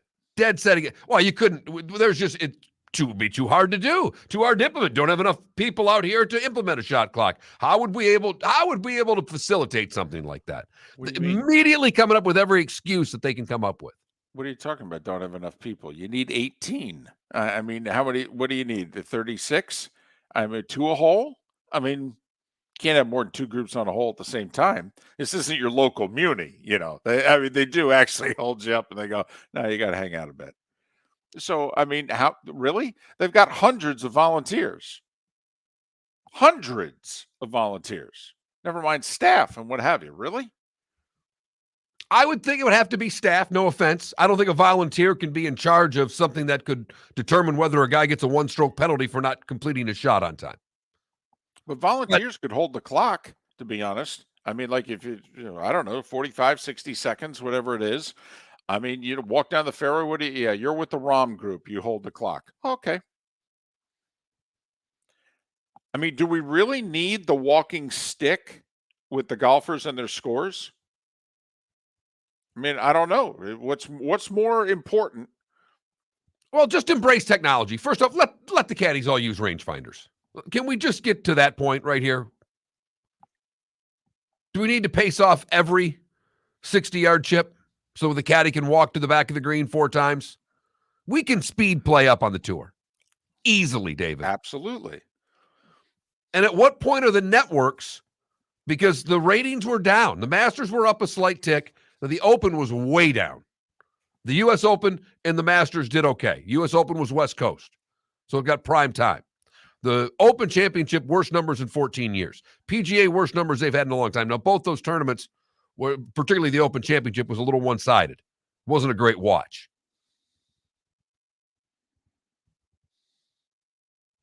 But they can speed the game up if they want to. Well, here's another problem for those of us that want it sped up. If the players are dead set against it, the PGA Tour commissioner doesn't really have the hammer right now over the players. He can't give them a hard time about much of anything for a couple of years. So he can't look at them in a room and go, you guys are slow. All right. Our TV partners are complaining. Ratings are down despite how actually terrific the golf that you guys are producing is, because the golf that they've produced this year has been amazing. I mean, between Scheffler and Rahm and McIlroy, yeah, the way they've played has been outstanding. Right. I mean, if you're into analytics or what have you, they're saying Scotty Scheffler's ball striking this year is literally this century second only to Tiger. At Tiger's height, that's how good he hits the ball. But Jay Monahan right now, just when he's around the players, he's like, can I get you a cup of coffee? Everything okay? All right. Would you like a refill, sir? Good to see you. Thanks for coming. And then Scheffler, as they get ready for the Tour Championship, he's leading the tournament. By 2. Right, as it starts. And he hates the rules. And thinks it's the dumbest idea ever. I don't know what they can do with the Tour Championship. Because let me throw this out quickly. What if they went match play? What if they actually made the FedEx Cup playoffs match play? Or how about just the Tour Championship? 4 days of match play. Boring on television. Okay. It just is, because it can get one-sided quickly. Match play does not work on TV. Okay. There you go. I don't think, in my opinion, it doesn't, David. It's just an idea. The Ryder Cup works because you've got multiple matches, and you can at least get to the one that's got a little bit of consequence, hopefully. Well, you know why the Ryder Cup works. Wrap yourself around the flag, for goodness sakes. That's why it works. Josh Graham wrapping himself around the ACC next. Ladies and gentlemen, once again. Hi. Excuse me. Hey, the line starts back here. Ma'am, if your party's not here, you're going to have to go around again. If you had the opportunity to avoid all this, wouldn't you? Salt Live is the official transportation provider of the Miller and Moulton Morning Show, making your trip to and from the airport seamless and stress-free. Salt Live is supported with the help of local partners like the Bayfront Inn. Gather your family and friends and enjoy a leisurely day on the water with a pontoon or deck boat. If you prefer to explore the waterways without a motor, the Bayfront has canoes, standboards, and kayaks. At the end of your journey, enjoy lunch or dinner at the Bamboo Tropical Bar and Grill. The Bayfront Inn, something for everyone on 5th Avenue in downtown Naples. BayfrontInNaples.com. When you need a ride, book with Salt Live Transportation, 308-8686, or book on saltlivetransportation.com. Visit Jason and Todd at the Diamond District. 20 years ago, Jason and I had the idea for a jewelry store like no other, with a vast selection of certified diamonds priced 8 to 12% over cost. A team of individuals who are educated, driven, and believe in cultivating relationships. Today, we have become one of the largest independent jewelry stores in the country. Todd and I love what we do and are in the store nearly every day, along with our GIA gemologists, master jewelers, custom designers, and non-commissioned diamond consultants, all of which we consider family. As direct diamond importers, we travel the world, forging relationships and sourcing diamonds. What we love most about our business is that we can call Southwest Florida our home. If selection, value, and comfort are important to you, give the Diamond District an opportunity. You won't find a better diamond buying experience. Todd and I look forward to shaking your hand and welcoming you to our Diamond District family. At the Diamond District. You are listening to Miller and Moulton on the Florida Sports Network.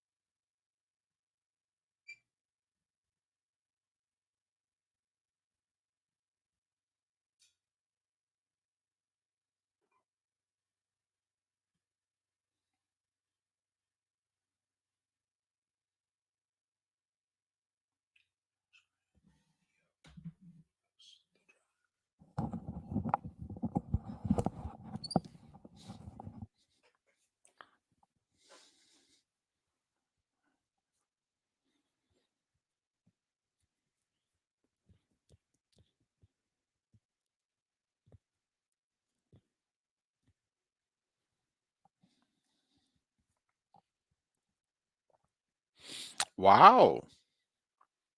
Seabohm. Wow. Okay.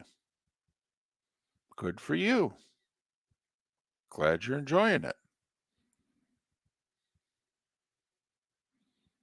Felipe, you don't have a jersey yet, do you? Say again? You don't have a Messi jersey yet, do you? No. My friend does, though, and I really want one. Well, ask your parents still get you Christmas gifts, right? Or are you too old? Are you too old to ask Mr. and Mrs. Santa? Well, no, here's the thing. I think I know for a fact that if I ask, they'll get me one because they are also very invested into Inter Miami. There you go. I say you ask. You just say, Mom, Dad. $124 at the MLS store. There you go, Felipe. You ask them both. You say, hey, this By is the what way, I want. He did sound disappointed, Canada Relief. He sounded really disappointed that he doesn't own a Messi jersey. I mean, it's a gorgeous jersey. No, it's not. Yes, it's it pink. is. It's awful. It's beautiful. It's effing awful. No, and I it's love pink. awesome. I love pink too. It's great. It's the flamingos. Flamingo. I thought you were talking about Pink. She's terrific. But anyway. I agree. I like that pink too. Felipe, I have to admit, you sounded sad. You didn't even sound disappointed. It's You 'cause my sounded friend- like Yeah, my friend has one, and sad. I'm 6. My buddy sent me a picture of it, him wearing it the other day, and I'm like, damn, that's tough. I need one of those. That is tough. Felipe, do you have a jersey? No. No. I don't. It's all good though. I have two Messi jerseys already. I have a Barca jersey and an Argentina jersey. Is it Barca or Barca? Barca. Barca? Mm-hmm. I know it's Barcelona, but I thought I've heard people refer to it as Barca. So, all right. Good to know. Barcelona. Call Josh. Thank you. Sorry to make you sad. No, it's okay. I'm calling him now. Uh-oh. You're 33. Oh, I don't know. Although you are younger than he is, but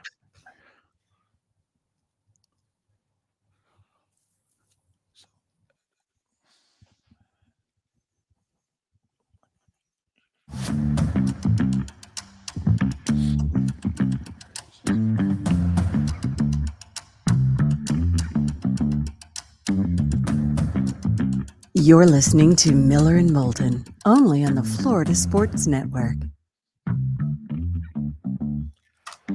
22 minutes before the hour. Thanks so much for being with us. Miller and Moulton, Florida Sports Network, floridasportsnetwork.com. That's where you go if you ever miss any part of the show, like our conversation a year ago. How about an hour ago with David Bearman of Pro Football Network, kicking around the league as a whole. Josh Graham is kind enough to join us right now. He hosts, wait for it, The Drive, all right, on WSJS in the Triad in Winston-Salem. Follow him on Twitter at Josh Graham Show. Josh Graham Show. Josh, it's David and Mark once again. Thanks for doing this. Listen, we felt like there's a good chance you would say yes and come on because the last time you came on, the Orioles were 3 up and they're still 2 up. So I figure as long as they're leading the AL East, you'll keep coming on our show. I view it as we're still 3 games up because we have the tiebreaker with the Tampa Bay Rays. So in a way, I'll still do your show just as long as the Orioles remain 3 up or 2 up in this case, which, as I just explained, is actually 3 up. All right. It looks like there's 3 up to join the ACC. Who has changed their mind in order to get a vote? Because it seemed that there were 4 schools adamantly against it: North Carolina, North Carolina State, Florida State, and Clemson. Which, in your estimation, has changed their mind to allow ACC expansion to continue? Well, I don't know if anybody's changed their mind yet, but we're talking about university presidents here that are making these decisions. University presidents, they're not the types that grew up listening to sports talk radio. They're not listening to our conversation right now. They're not they are closer to politicians than they are athletic administrators. So you have to remember they are the ones pressing the buttons here. academic types. So when you talk about Cal and Stanford, how does that make sense to add them to the ACC? You got to remember Cal and Stanford, they are the Alabama, the LSUs, the top brands in the academic world, and these university presidents view them as being left in the dark or left in the cold because of what happened with the Pac-12. And now you have politicians getting involved in this, like Condoleezza Rice, like George W. Bush, who have been lobbying to try and get these schools to join the ACC. And as you pointed out, you just need one to flip. You already got 11 of the 15 to vote. You just need one of the four to flip, and it's starting to feel like that somebody is going to cave. Because, again, this is not really about sports. It's not, and it is about money, and these decisions are being made by people who did not dream of making these decisions from a sports perspective growing up. These are academics. These are bean counters that are doing this, and that's the part that's most frustrating about it, because if it doesn't work out, they could shrug their shoulders and say, well, it just didn't work out. I tried my best.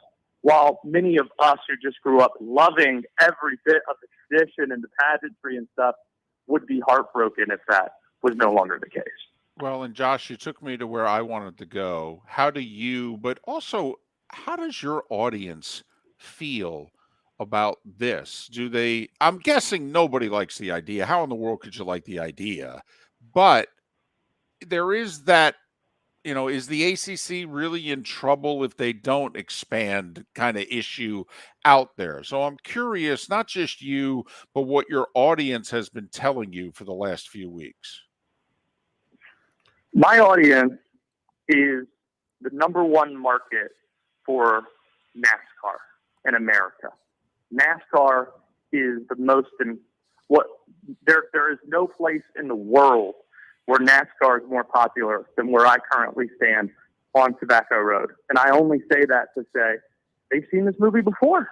They saw this movie 20 years ago when NASCAR continually tried to expand and, hey, let's find these new tracks, which is fine. Let's go to Vegas. Let's go to these places that don't care about NASCAR in an attempt to grow the sport. That's what we need to do. We need to make more money by finding these bigger tracks, which was all good and well until you stop going to Rockingham, until you stop going to North Wilkesboro, when you escaped your roots.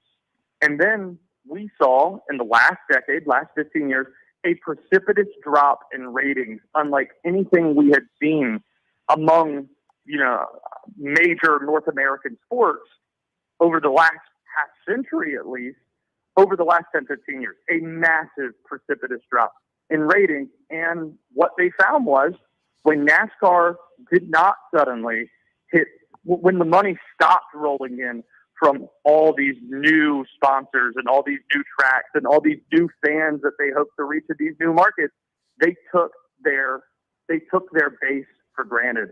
They took for granted these fans that had always been there and these areas that had always been there. And when they veered so far away from them and took them for granted so much, they weren't there any longer when they needed the most.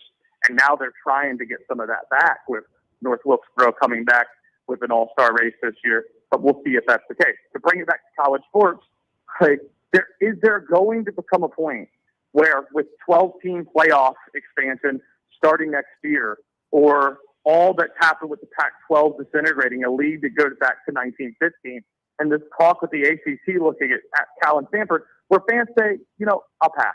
I already got my NFL. I mean, they have their 12-team playoff format in the NFL. I could take Saturday off now and do something else. I don't know what it would take to get to that point, but it was a crazy suggestion to say that we'd reached that point with NASCAR 2 decades ago, and I wonder if college football is making the same mistake.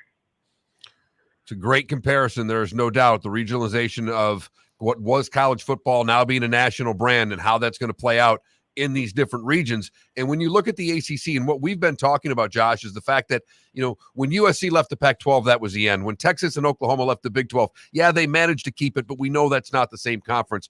We think North Carolina is that team in the ACC, that it all goes through the Tar Heels. Is that the sense in that part of the world too, that really North Carolina is still the glue of that conference? Yes, there can't be an Atlantic Coast Conference without North Carolina in it. That's because NC State feels like wherever North Carolina goes, we're going to go. Duke feels like wherever North Carolina goes, we're probably going to go to. I can't imagine an Atlantic Coast Conference existing without North Carolina in it. And they're the most valuable brand in this conference. Florida State's Mike Alford and all the others at Clemson folks, they can crow about this all they want. But the fact of the matter is the SEC does not have a team in the state of North Carolina.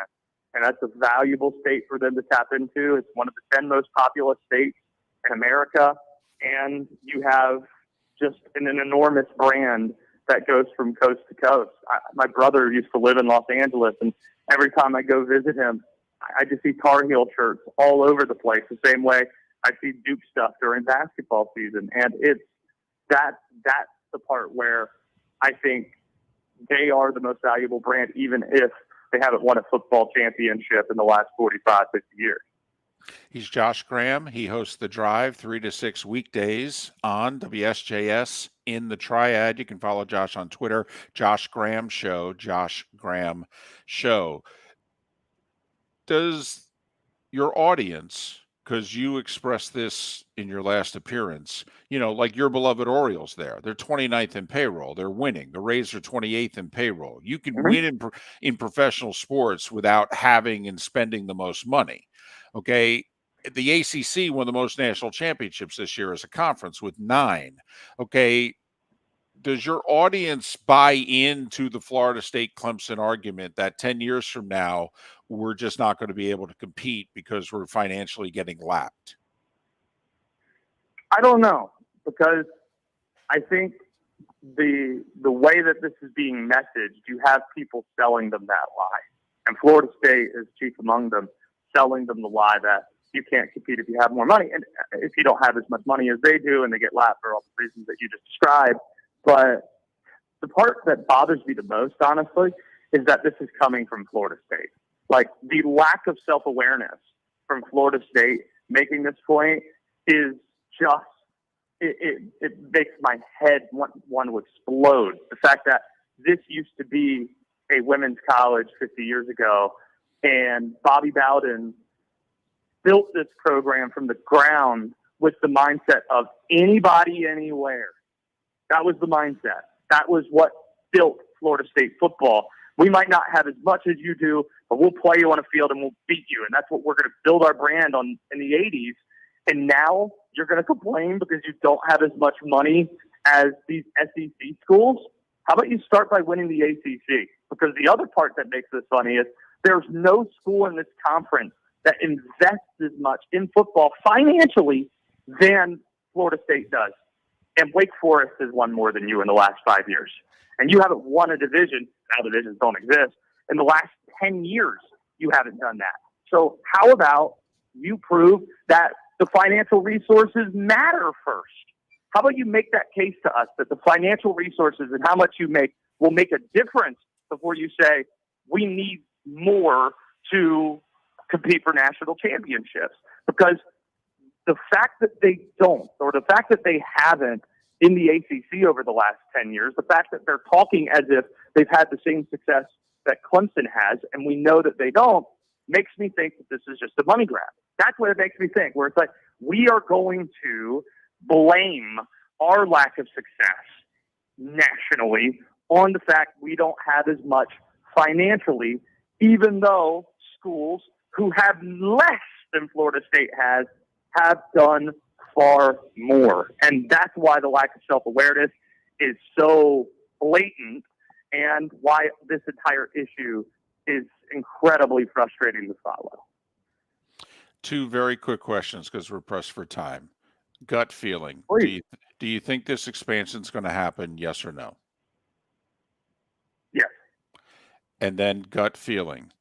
If the expansion happens, do you think it'll make things better, the same, or worse 5 years from now? Obviously worse. just because Cal and Stanford aren't adding anything in the sports that we talk about or that we really care about. And the travel is going to be a problem, and you hear coaches complain about it. So there's just no way that it makes things better. And that $72 million figure that gets thrown around, has been thrown around the last 24 hours, you might want to check. The math isn't quite checking out there on how this solves a lot of problems. He's Josh Graham. 3 to 6 weekdays, he hosts The Drive. Very successful show, very successful host in the Triad on WSJS Radio. Follow him on Twitter at Josh Graham Show. Josh, thanks again. Really appreciate your time and what you bring to our show. All the best. And hell, we'll either talk ACC or the baseball playoffs next time, okay? Go Birds. Thanks. He and his dad, who was sick a year or so ago, and he just expressed on Twitter how much the Orioles meant, in his life with him and his dad. That was a big thing they bonded over. So good guy, young guy, got married a year ago. Nice to have him on the show. And I know Florida State fan doesn't like him all that much. Right. And Florida State's fans saying, what you're saying in the last 8 or so years is true, but we did carry this conference for the 20 leading up to it. You are overlooking that fact. We've been in it for 3 decades. The first 2 were pretty good. In fact, we were the ACC in football. Right. But it's also why Florida State fan has never really felt at home in the ACC, though. Just like Miami doesn't feel at home in the ACC. I mean, they haven't. They felt as if they're leasing, and they may pick up the option to buy, but they don't know if it'll ever be extended. But I will say, Florida State's complained far more about the money than Miami has. Yes, Miami hasn't said a word. Not a thing. No. Dan Radakovich is their AD, experienced AD, was at Clemson for a very long time before going to Miami. All right. Dan's not going to talk about this until about 3 minutes before they hold the presser. And Florida State seems to be just trying to use any way, shape, or form to get out, and I don't think it's working. Well, it didn't this year. But they'll keep trying. Hey, if you're Florida State, if they actually go forward with this expansion, does this help your cause? I mean, it may actually. You could use this argument in your favor down the road. Don't know if anybody buy what you're selling, but you could. Miller and Moulton, Tampa, St. Pete, Lake City, Port Charlotte, and Venice. We'll do it again tomorrow morning. Thanks so much for listening. The bonus hour in the 239. The Diamond District bonus hour is next. The law firm of Michael F. Hornung has successfully represented the citizens of Southwest Florida for over 30 years. As a former prosecutor, the information I know is information you need to know. If you've been arrested for a DUI, a criminal matter, or involved in an auto accident, call the law firm of Michael F. Hornung. I'm a local attorney with local knowledge to assist you through the process. For a free consultation, call 239-437-0095. That's 239-437-0095. Offices in Fort Myers. Visit Jason and Todd at the Diamond District. 20 years ago, Jason and I had the idea for a jewelry store like no other, with a vast selection of certified diamonds priced 8 to 12% over cost. A team of individuals who are educated, driven, and believe in cultivating relationships. Today, we have become one of the largest independent jewelry stores in the country. Todd and I love what we do and are in the store nearly every day, along with our GIA gemologists, master jewelers, custom designers, and non-commissioned diamond consultants, all of which we consider family. As direct diamond importers, we travel the world, forging relationships and sourcing diamonds. What we love most about our business is that we can call Southwest Florida our home. If selection, value, and comfort are important to you, give the Diamond District an opportunity. You won't find a better diamond buying experience. Todd and I look forward to shaking your hand and welcoming you to our Diamond District family. At the Diamond District. Hello, friends and family of Southwest Florida. Are you looking to tap into the electric vehicle market? Well, look no further, because we here at Southwest Florida Golf Carts have just what you need. e-bikes, golf carts, LSVs, scooters, and more. Come down and talk with one of our experienced sales reps, have a soda and a smile, and you could be cruising the streets in your new EV today. Stop by the store or visit our website at flgolfcarts.com and enter for a chance to win $100 off your next purchase by answering John's monthly sports question. Ladies and gentlemen, once again. Hi. Excuse me. Hey, the line starts back here. Ma'am, if your party's not here, you're gonna have to go around again. You had the opportunity to avoid all this, wouldn't you? Salt Live is the official transportation provider of the Miller and Moulton Morning Show, making your trip to and from the airport seamless and stress-free. Salt Live is supported with the help of local partners like the Bayfront Inn. Gather your family and friends and enjoy a leisurely day on the water with a pontoon or deck boat. If you prefer to explore the waterways without a motor, the Bayfront has canoes, standboards, and kayaks. At the end of your journey, enjoy lunch or dinner at the Bamboo Tropical Bar and Grill. The Bayfront Inn, something for everyone on 5th Avenue in downtown Naples. BayfrontInNaples.com. When you need a ride, book with Salt Live Transportation, 308-8686, or book on saltlivetransportation.com.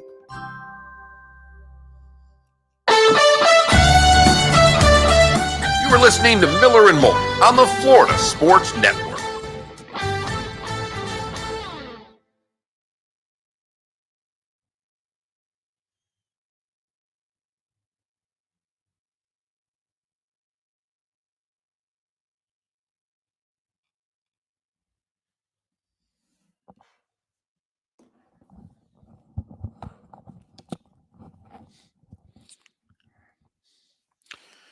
By the way, Mark, he's a pirate.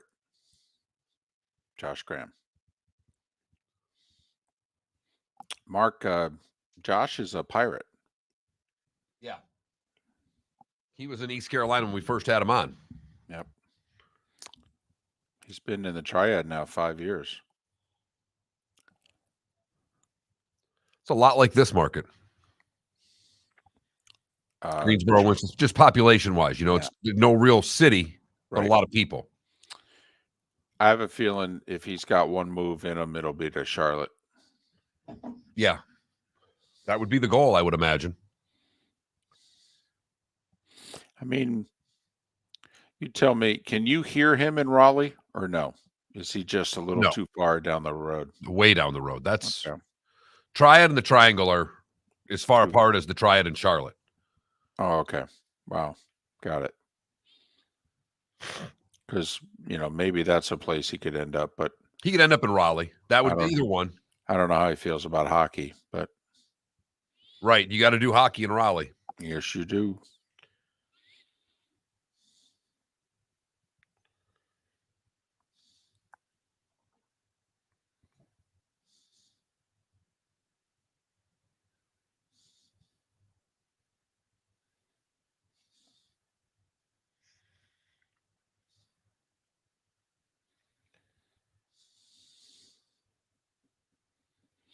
Well, RCB, the difference is that Notre Dame would bring a ton more money from a network with them. So there would be more money for the rest of them, even after Notre Dame got their share.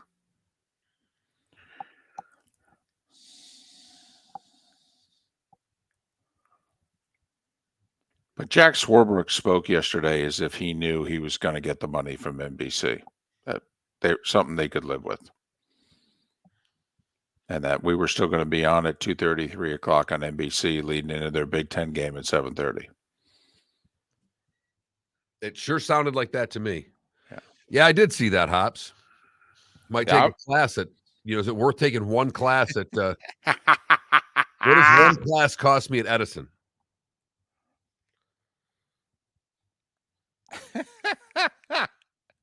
Yeah, that's funny.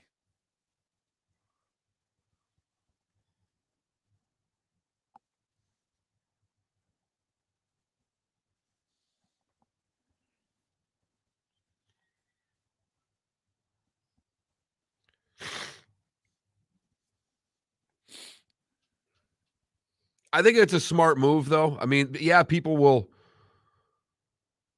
there'll be ways to cheat, but the NFL needs to get a younger audience. I think it's a smart move by YouTube.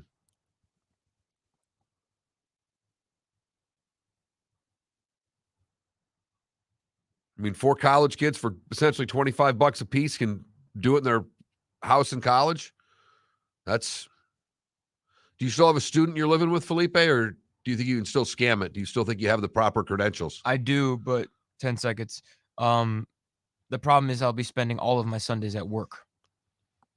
So.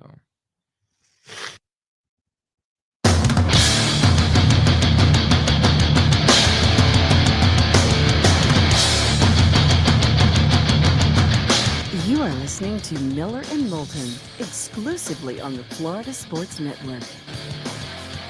And now here's Mark Miller and David Moulton.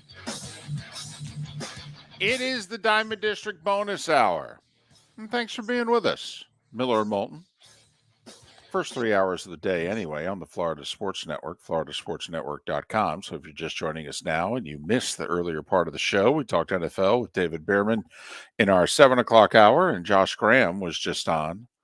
He's in the heart of ACC country talking about looks. Even he, who hosts the show in the Triad, thinks that in the next handful of days, as early as tonight, but maybe by this time next week, that the ACC has added Stanford, Cal, and SMU. Even if it's only for football and men's and women's basketball. There's 2 reports out there. It's just going to be those 3 sports, or it's going to be for all of them. I think it'll be for all of them. I know they can't call the shots, but I don't think Stanford is interested in joining for football and basketball. Well, don't know. I mean, they have arguably the best athletic department in the country. My thing is that I don't know if I want, the women's soccer coach at North Carolina took a lot of heat when he said, listen, Stanford and Cal are tough to compete with. I want them to die on the vine. I don't want them in the ACC. Well, do you really think the Mountain West and American schools want Stanford and Cal playing their Olympic sports in their conference? I mean, all of those schools are going to be like, they're going to kick our butt. Well, this is what happened. We're in the bonus hour, the Diamond District bonus hour, where we're just on locally. The 3 hours are syndicated. This is what happened in the A-Sun. Brought in Liberty. It's a much smaller level, but you brought in a school who has more money than all of the rest of the schools in the conference combined. Right. I mean, that really, even in the ACC, that's damn near what Stanford is.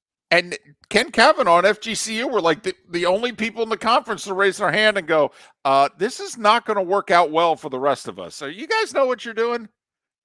Okay. They fly private to tennis matches. Okay. We're going to get our butts kicked by these guys. So I'm just, they were one of the few no votes. So that's what the North Carolina soccer coach is saying. We're going to get our ass kicked in everything. Yeah, they're really good in everything.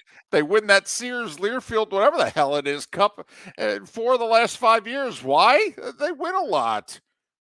Why are we going to give them, a safety blanket here? Let them go through some hard times. But all right, this is crazy. Let's just say this happens. I'll make a prediction because, it's so. One, we may not be on the air to find out whether or not this prediction turns out to be right or wrong. But even if we are, I actually think at the end of the day, in 2035, SMU will have contributed more than Stanford and Cal in the big 3 of football, men's basketball, women's basketball. Ooh. If you take out women's basketball, you're right for sure. Because Stanford's a Final Four team damn near every year in women's basketball. Right. Tara Vandermeer's a legend, and yes. And they're an elite program. Absolutely. Won the national title like 2 years ago. Men's basketball, none of them really bring anything to the table.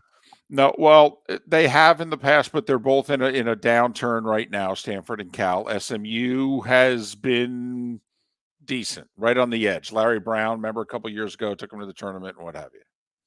But I think you're on to something, because what's the only sport that the money people at SMU are going to care about? Football, Mark. Football. And what's the only sport that matters? In the state of Texas? Really in college sports. Well, but certainly in the state of Texas. Right. So I'm just saying, this could be like, I mean, SMU could actually become a thing in college football. Right. There's generational oil money tied in with SMU that's going, Daddy, remember when you bought those running backs? I can do it legally now. Actually, I'm sorry. Granddaddy, remember when you bought those running backs and bought them cars and stuff? We can do that now all the time. It's legal. We're allowed to have Eric Dickerson on the sideline of our games, and people go, hey, look at our history. Because paying for players, it's not frowned upon anymore. In fact, it's encouraged. We finished number 2 in the country 40 years ago. How many ACC teams have finished number 2 in the country in football? You can count them on 3 fingers, I think. And 2 of them are in the state of Florida. And did Vodtech ever get there at one point? Well, technically they were when they lost to Florida State. Yeah. So it'd be 4 fingers because I was counting Clemson. So right. So yeah. So 4 of the members have finished 2 or higher in football. Although Georgia Tech shared a national title. So I guess it's a handful. It's a handful, but it's a handful. Technically, it's a handful. But anyway, SMU can still say, hey, we can compete. But seriously, I think SMU's thinking to themselves, listen, if we can just get into this conference, we can do everything that UCF has done and more. And maybe do it more quickly. We really can. We can be good. We're in Dallas. Players are not a problem. Money's not a problem, and players aren't a problem. Right. We just needed a ticket to get into the playoff, and this could be our ticket.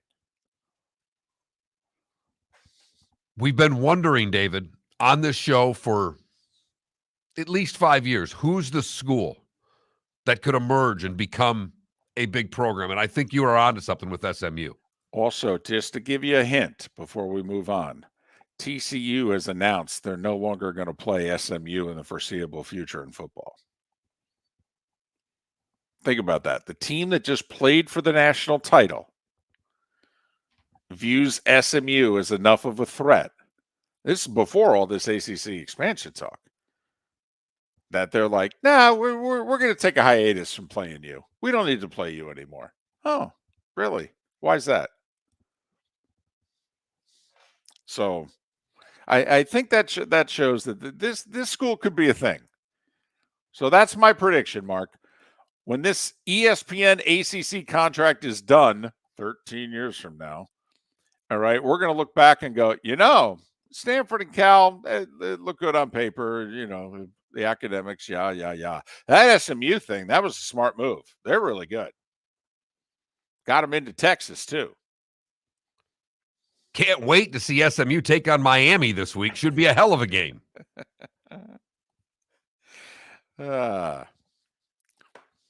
So just throwing that out. So we'll see. We've been covering it. The ACC expansion, is it going to happen? And it looks like it is. And Washington State and Oregon State are clearly not a part of it. Both schools have said so publicly. They're moving on. And it would, by the way, officially end any salvation for the Pac, whatever. Yeah, the conference would dissolve.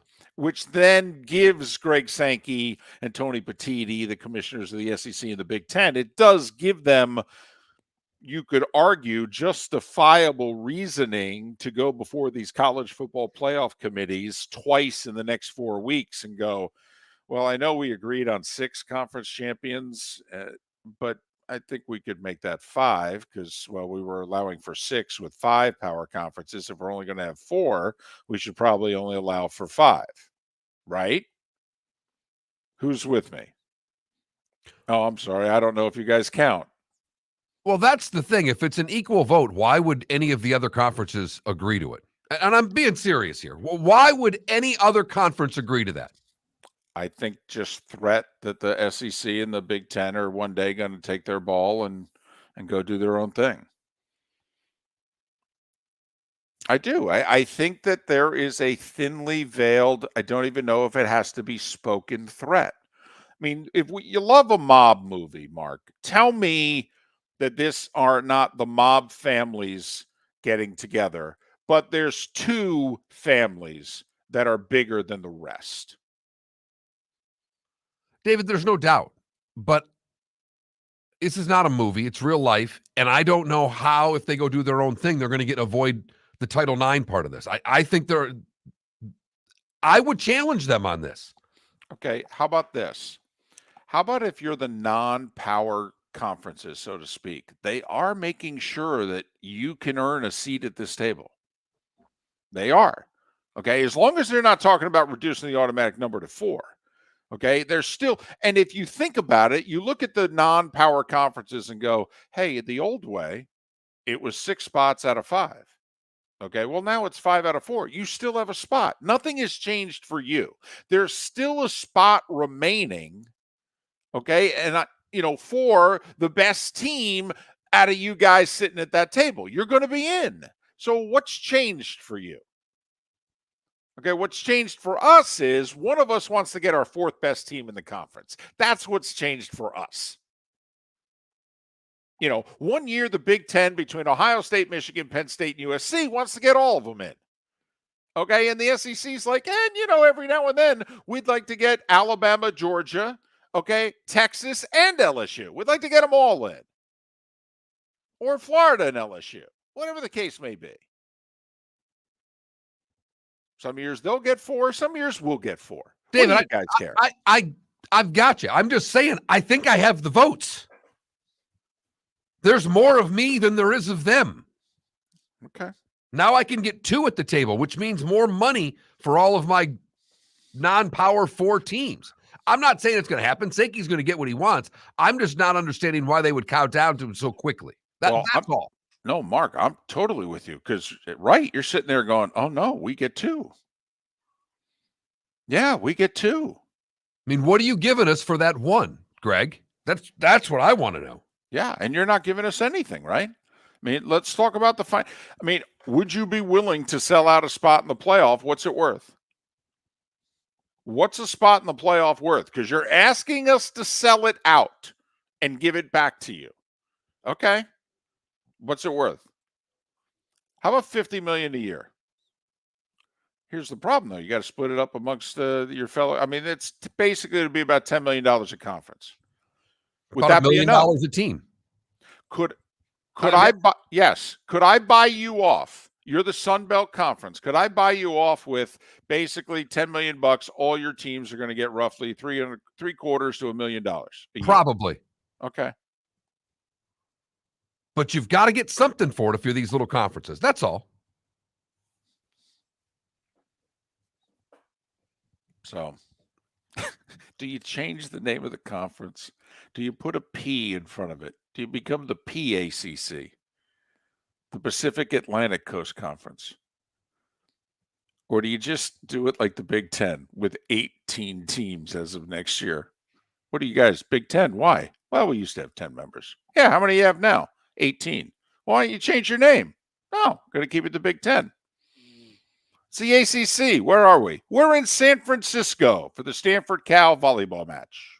Located on the East Trail, locally owned Naples Tiki Bar and Grill is an outdoor eatery next to the Hitching Post Shopping Center. Island-inspired food with a true tiki theme. The best place in Naples to enjoy the beautiful weather in Southwest Florida. The Naples Tiki Bar and Grill offers a great menu for dine-in or takeout. Enjoy our famous pulled pork, huge burgers, and tiki bar cocktails. Don't miss happy hour every day from 3 to 6 and live music 7 days a week. See you soon at the Naples Tiki Bar and Grill, 11498 Tamiami Trail East. The law firm of Michael F. Hornung specializes in criminal defense, DUI, personal injury, nursing home claims, and auto accidents.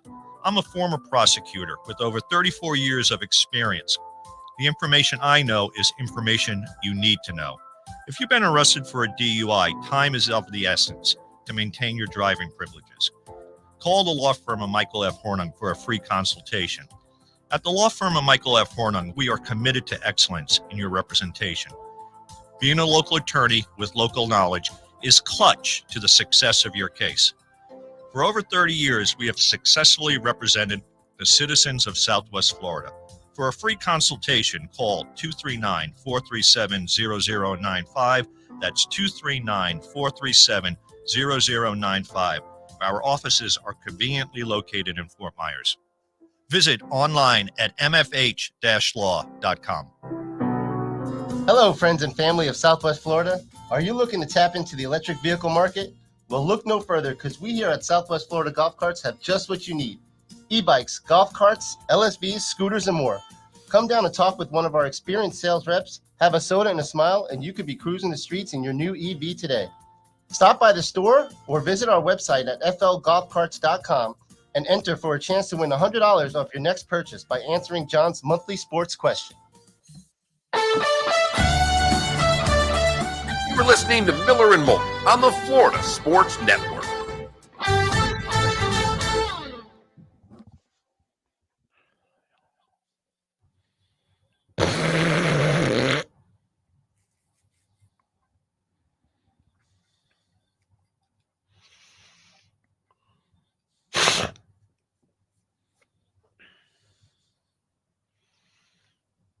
Ooh.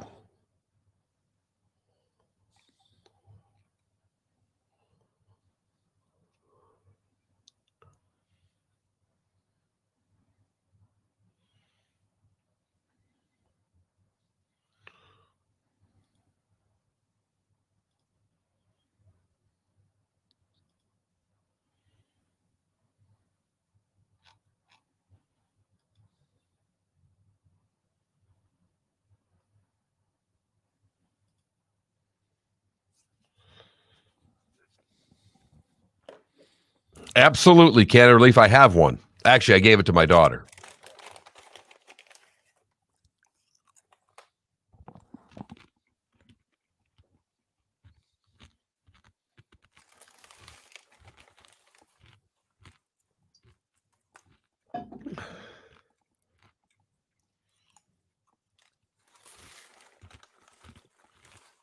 Does anybody have a safety deposit box anymore? I did in Fort Myers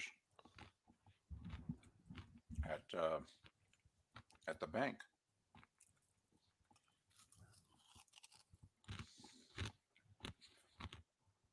My dad gave me some coins, and I have no idea if they have any value. I haven't checked.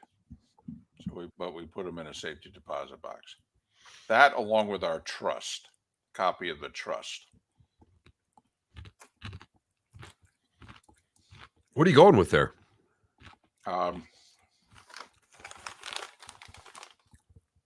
Pretzel chips. Yep. Garlic Parmesan. Granddaughter loves them. So does Granddad. She turned me on to them. My wife asked me yesterday, 2 days ago, what'd you eat for lunch today? I said, I had Oreos. That's awesome.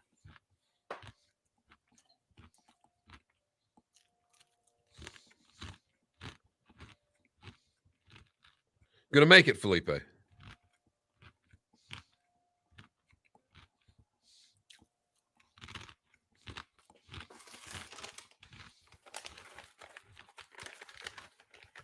I don't know if any Americans think $2 bills are fake. I'm guessing every time I go to use a dollar coin, I think people think they're fake.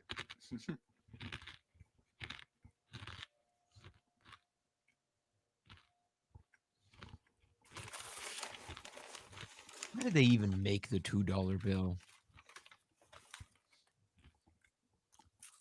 Like, how much different is a $2 bill to like a $4 bill? What's the point? I think things were cheaper then. And a lot of countries have $2 coins and bills. So they thought they added one. I think it was mid-70s, if memory serves me right. Felipe, there was a time when America was on a $2 bill and dollar coin push. I know, but everybody's got you got the pound coin, you got the loonie in Canada, you got the toonie in Canada too, don't you? Canada Relief? Do any of you guys have a 50-cent coin? Yes. A little JFK? Those things are massive. Yes. Not as big as the dollar coin, the silver dollar, which was bigger.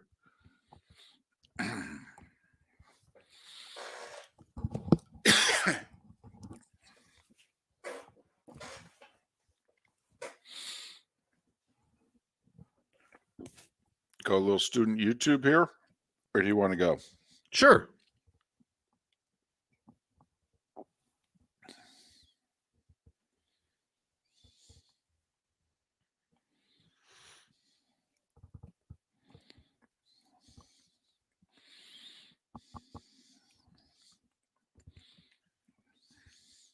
$15 seconds.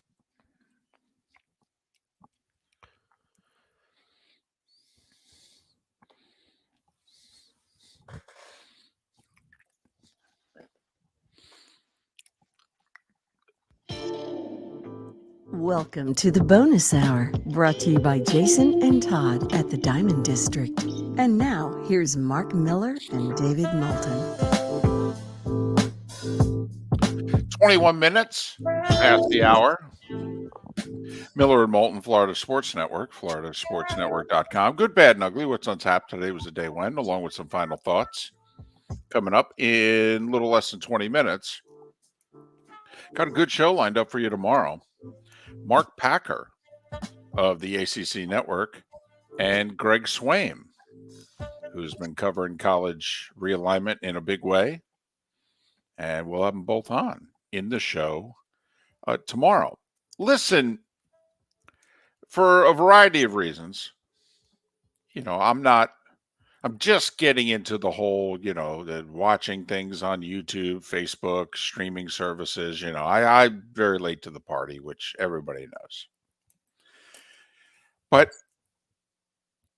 this NFL Sunday Ticket YouTube deal for students that got announced yesterday, does this look like the greatest thing ever if you're a college student? I was just thinking in terms of the roommate factor, because you're talking $109 for the season. You're literally, I lived in a house with 3 other guys. That's $25 a piece. We're done for the year for our Sundays. Well, help me out here. I think I've got this right. So they're offering you Sunday Ticket for $109. Mm-hmm. But if you're not a student, like you and I, right, we have to pay $3.99. That's correct. Also, if they want to bundle it with Red Zone, a student can bundle it for an additional $10. You and I have to spend $40. Sounds wow. about right. Wow. Sounds about right. That's amazing. I mean, which, once I'm again, signing up for classes at Edison or at Florida Southwestern today. 1 credit PE class coming my way. What do they charge for that? Felipe, there was a time when adults like us, we'd be your uncle or what have you. We'd help get you the fake ID. Now, Felipe, you need to get us something. I need Come a on. student in my life. I need a college student to sign me up for the Sunday Ticket. But once again, what does this show? The NFL actually knows they've got a little bit of a young people problem. That's what I took it. I'm right there with you, David. Young people aren't watching. They're not. Doesn't mean they don't play some fantasy, and it doesn't mean that they don't watch clicks on different social media apps. But they're not watching games. What's going to happen? I believe it's this year for the first time. There will be an alternate Super Bowl broadcast. It won't just be on CBS. Mark, where's the alternate broadcast going to be? Nickelodeon. Oh, mom and dad, grandpa and grandma have to pay $400 for Sunday Ticket? I'm sorry, what does the 19-year-old college student have to pay? $109? Wow. Now, I have no idea how you pull this off if you have a college student in the household. I mean, so you somehow got to use them. And apparently, if you've already paid the full price, yes, you can call them and go, hey, now that you offered this deal, and I guess you can get your money Get it all back. If you are a student, and they got to go through all, you've got to prove it. I want to see how good they are because Felipe still claims he can say he's a student and still uses his student discount as many places as humanly possible. And he's not been a student now for, 2 years? I'll certainly be trying. I'll tell you that. I mean, Yeah. yeah, What, I'm 15 months? Yeah, I am an advocate for keeping that school ID because no matter where you go, there will be a place that offers a student discount. And if you flash that ID, they'll be like, okay, cool. I got $5 a month off for my Wi-Fi because I did that. But you didn't hear that from me, Xfinity. Thank you, though. Can't believe you would identify the place you're stealing from. Now, as somebody who's stolen a few things in his day, it just keep Don't admit it. Right. Let it be a mystery. No, because if I get caught, it means that they're listening, which is a compliment. Well, that's great. As they close the bar, as they close the jail cell behind you. Well, but at least we're listening to the show, by the way. Good job on the play of the day. Now, just wait for your attorney. Worthy fraud right there. Good job on the play of the day. day. Well done, David. Well, they're listening. That's why he ended up in the county jail. But wow, this is amazing. I'm curious, how many students do you think will sign up? I don't know because I went to school where most everybody was the fan of one team. I don't know if in and around the Northeast when people are traveling out of their home area, because I stayed, I went from Saginaw to Lansing. It was still Lions on Sunday. It didn't make any difference. They were bad in Saginaw. They were bad in Lansing. So I don't know. I mean, most people go to school close to home. Right. Well, I mean, if you're an FGC student right now, FSW student, they do have some dorms at FSW, only a few hundred students, but still they do have some on-campus housing. I mean, don't you try to do a deal here? I mean, don't you want to even buy the Sunday ticket for like the lounge downstairs in the dorm? I think Hobbs in our Twitch chat room's got a great idea. If I'm a student, I'm selling it to somebody that's an adult in the area for $100. Give me $100 for my personal time, and I'll give you my student pass. Still saving $200. So I can tell you though that there will be plenty of students that will go the route of, hey, let's as a group pay $25 and then we have our whole season covered. I think it's a great idea. I think it'll be great. Most students associate their Sundays these days with turning in that research paper before it's due on Monday, but they're still watching football. Hey, look, I think I'm impressed by the move because I know for a fact that there is a problem with the younger audience in all sports. And the National Football League is being proactive to try to get more viewership with a younger audience. Think about what the NFL, very quietly or even not so quietly, and they leaned on YouTube here. They did. They leaned on YouTube here, or they negotiated it in advance with YouTube. But they have, in the last dozen weeks, announced the Super Bowl is going to be on Nickelodeon. And if you're a college student, you can get one of the best damn things that we offer for 25 cents on the dollar. They're targeting basically under the age of 25. From 5 to 25, they are going after it. What other sports doing it that aggressively, David? Please. Nobody. Major League Baseball is just thrilled. They've gone from the upper 50s to the lower 50s in median age of their audience this year. So you're right. I mean, even the NBA which is the youngest demo of the major sports. Even the NBA is not specifically targeting and promoting and going after it the way that the NFL is, with actually a younger audience than what the NBA targets. Which they probably will now. Well, yeah, and they should. I mean, it's the whole younger you get them. I mean, it's with everything. It's with the soft drinks. I mean, products that you purchase. Yeah, in theory, you get them for life. But I don't know. I just saw that deal, and obviously, it's not like you and I are going to be able to benefit from it. mean, your son can't help you out, right? He's too far. Can't do a removed. thing for me. He's long. He's done. Unbelievable. No more .edus in his world. Darn. Sorry about that. Is Maddie too young? Yeah, it's got to be. You got to be a college student. They specifically say it's 18 plus on there. They're not that dumb. They're going for that. They're going for a key audience. I commend them. It's a smart move by the NFL and YouTube, trying to get their league younger.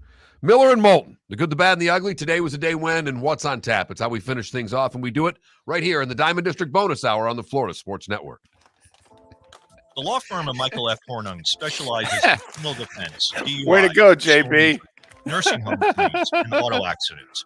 I'm a former prosecutor with over 34 years of experience. The information I know is information you need to know.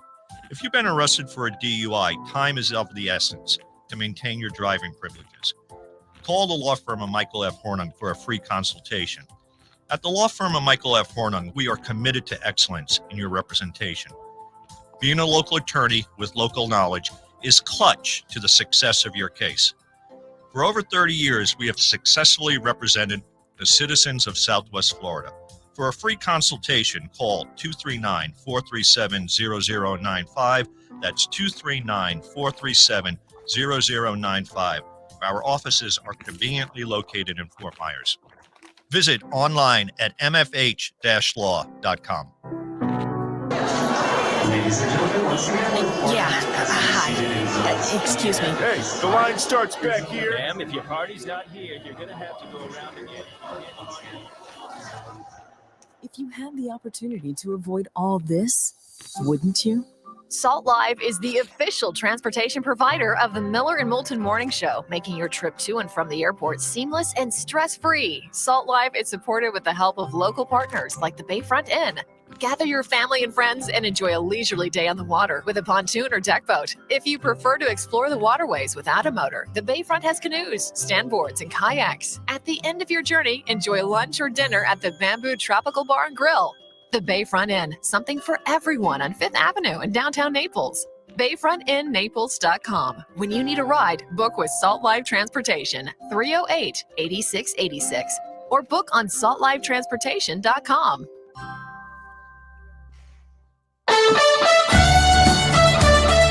You are listening to Miller and Moulton on the Florida Sports Network.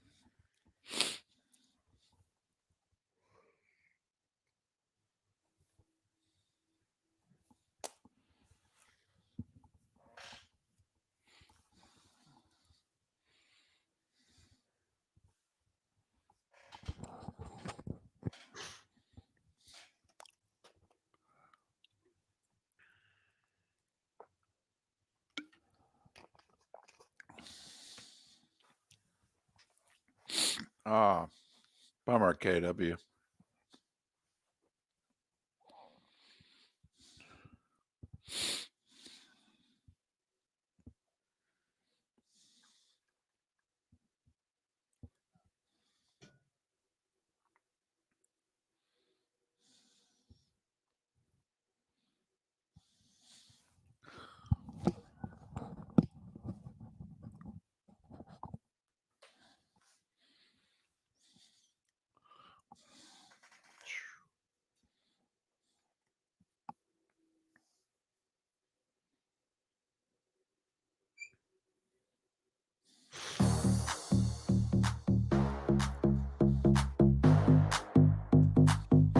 Welcome to the bonus hour, brought to you by Jason and Todd at the Diamond District. And now, here's Mark Miller and David Moulton. Thanks to Jason and Todd and the good folks at the Diamond District for being the primary sponsor of the bonus hour of Miller and Moulton, done exclusively for the 239. Thanks. No word on anybody went in singing yesterday. No. No boom boxes as far as I know. Nobody you. on phones showing up playing In Your Eyes by Peter Gabriel. Or anything else you want to play on the boombox. Right. We'll take credit for it. Trust me, no one else will. So go visit Todd and Jason with your boombox or with your credit cards, either one. Tell them Miller and Moulton sent you. You ready? Let's do it. It's time for someone to take back this segment, if for no other reason than to stop David from talking about Meghan and Harry. Here's Mark Miller with Today Was the Day When. We start in 410 AD. Rome is overrun for the first time in nearly 800 years, seen as the fall of the Western Roman Empire. Well, yesterday you started in 79 AD, so you're really, man. Could have started in 1853 when Chef George Crumb, good name for a chef, by the way, first prepared potato chips. Ooh. At Moon's Lake House near Saratoga Springs, he is credited with the first potato chip. He should be a lot more famous than he is. I mean, let's face it. I'm guessing 99% of everybody listening was unaware of who this person was. I mean, this should be somebody that should be taught in history books, to be quite frank. No arguments here. I mean, the potato chip? I mean, it's got to be one of the 50 greatest inventions ever.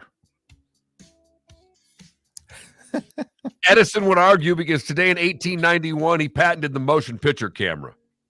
I don't know. It's close. It's not a potato chip. No, it's not. No one never said about a motion picture camera you can only, can't have one. 1908 was the first time scores were shown at Madison Square. New York Giants scores are shown on electric diamonds known as Compton's Baseball Bulletin at Madison Square Garden. Today in 1909, workers started pouring concrete for the Panama Canal. Did you hear, by the way, apparently they have a water problem. Yeah. In the Panama Canal. Right. Because it's above sea level, so they get their water from nearby lakes, and they're having a drought. So they don't have enough water for the big ships. And so now the ships can't carry as much cargo because they can't go to the bottom. Apparently it's going to cause groceries prices to spike again, because that's what we need. And they're actually worried about the future of the canal. Seems that could be a problem. That really could. I mean, once again, Dan, and you have a toilet paper shortage. I mean, you want to talk about putting a nation on edge of their seat. Get it? 1919, it's the ninth inning, and Cleveland's Ray Caldwell is flattened by a bolt of lightning. He'd get up and go on to record the final out for the Indians' 2-1 win over the Philadelphia A's. Now that's a save. That's a save. You get the win and the save for that one, don't you? And I don't know about, the tying runs, whatever the damn rules are, that's a save. Today in 1932 was the first transcontinental nonstop flight by a woman as Amelia Earhart begins her flight from L.A. I mentioned 2 days ago that Bob Feller was discharged from the Navy. Today was the day he'd return to the Indians and strike out 12 in a win.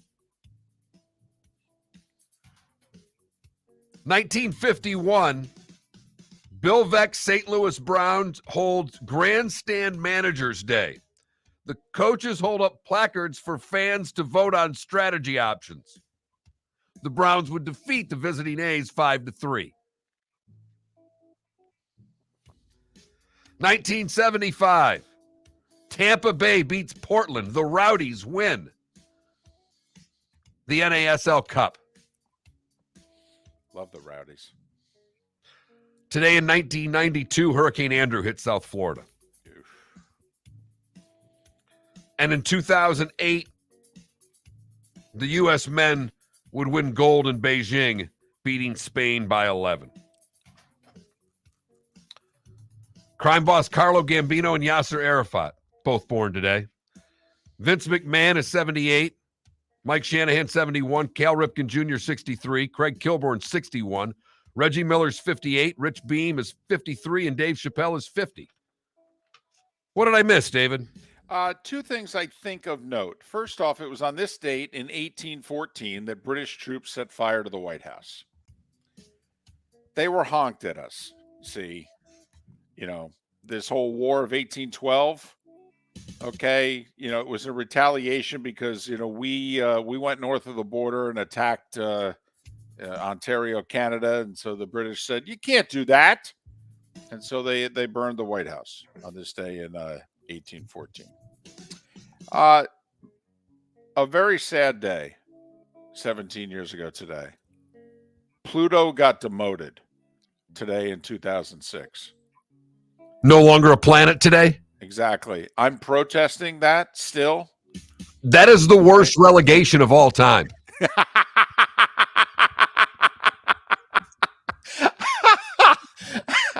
I think you're right.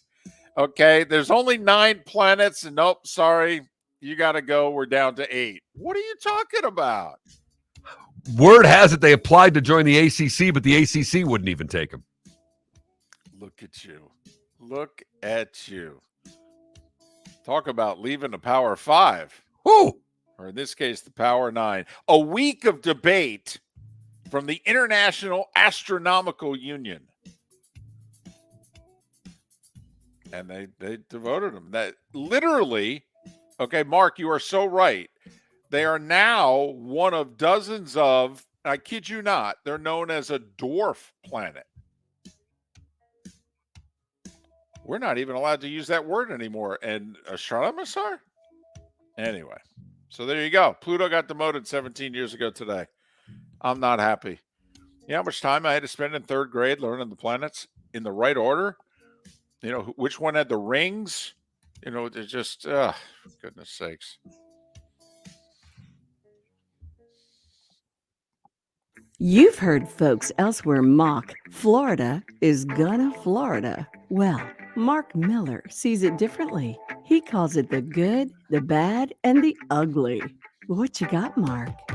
If you've listened to this show for any length of time, everyone will agree this is the best good we've ever had with the exception of one person. That person is David Moulton. For the good, we go to Moorhead, Minnesota.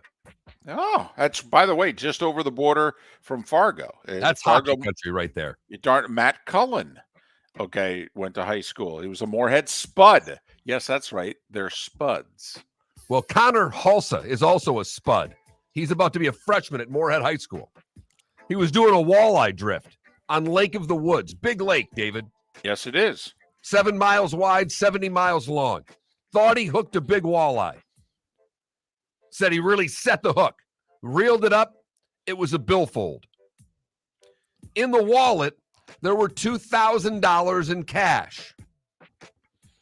And they found a business card for Jim Denny, man from Iowa, who a year ago lost his wallet while fishing in the Lake of the Woods.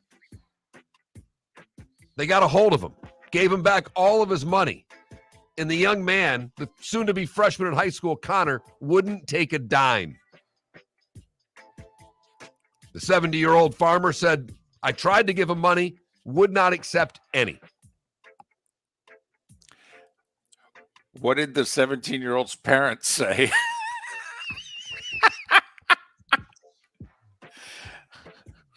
Minnesota nice, baby. There it is.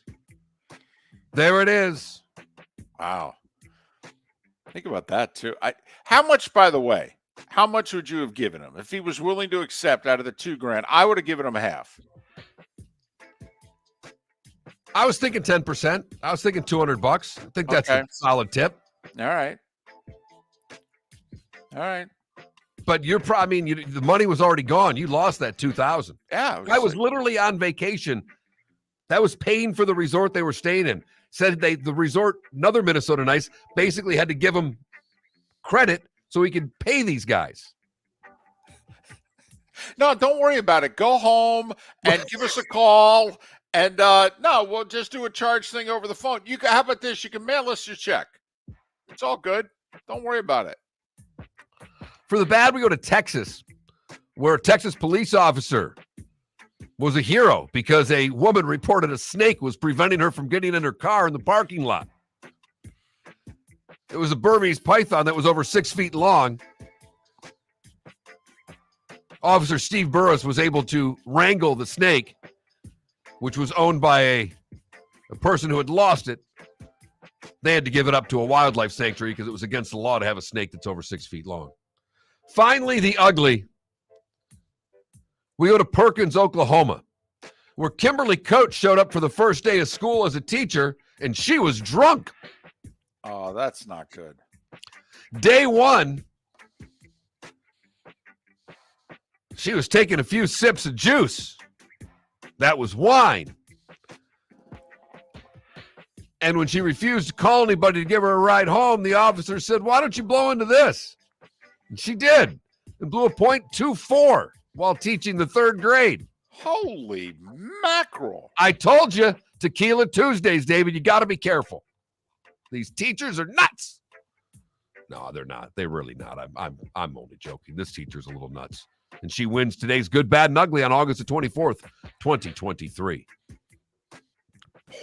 .24. That's hooked on phonics. How'd you even get to class? Never mind, by the time they tested her, I mean, probably a drink or so had already, was no longer in her system. Holy mackerel. Please tell me that she had like a water bottle on her desk and it was vodka. I mean, it was wine. She was knocking down a little vino during school. A little vino? Third graders are tough. Well, I don't know about you, Mark. I was a handful. I mean, I was too. I wouldn't have blamed a teacher for drinking while teaching me in the third grade. Just a little something for the effort, though. I mean, like maybe a little juice glass. I could understand. Have to put up with us talking too much, but man, that's a full bottle right there. We got 10 baseball games today. 5 of them in the afternoon, including the Rays. Hey, if you got nothing going on, plenty of good seats available. They're hosting the Rockies at a little after 1 o'clock, looking to sweep the series. There is one nationally televised game tonight, and you know what? I'll give FS1 a little credit.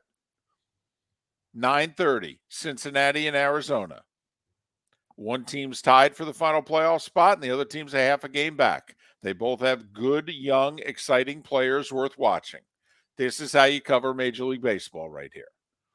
If you're going to do it, this is what you do it with. Teams in contention, little Ellie De La Cruz action, bada bing, bada boom. 9:30 tonight, FS1. But since I know there's not one person listening who's going to turn that game on, 2 preseason NFL games tonight. There you go. 7:30 NFL Network. Steelers, a 4.5-point favorite on the road against Atlanta. I'm sure this has everything to do with, Vegas knowing who's playing and who's not playing. So that's 7:30 NFL Network. You get the Steelers.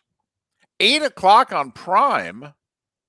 You get the Colts in Philadelphia against the Eagles, and you could tell which team's playing guys and which team isn't, because the Colts are a 5-point favorite on the road. So you have two road favorites tonight, the Steelers and the Colts. Which teams are playing their starters is painfully obvious. Right. Of course, we really have to beg the question, if the Colts do play their starters, does it really matter? I mean, the Eagles' backup defense, half those guys went to Georgia in the last couple of years. I mean, I still like their chances. They'll be on the field going, we stopped Anthony Richardson in college. You don't think we can do this on Sundays? So, there you have it.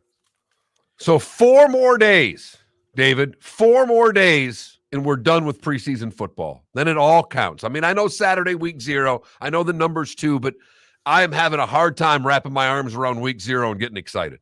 Can't believe you can't get excited for UMass and New Mexico State in prime time on ESPN Saturday night. Can't believe it. What's wrong with you? Call yourself a red-blooded American. Probably should have some things checked. Miller and Moulton. Thanks so much for listening. Mark Packer, Greg Swaim on the show on a Football Friday tomorrow. We'll see you then. Have a great rest of your day. The law firm of Michael F. Hornung specializes in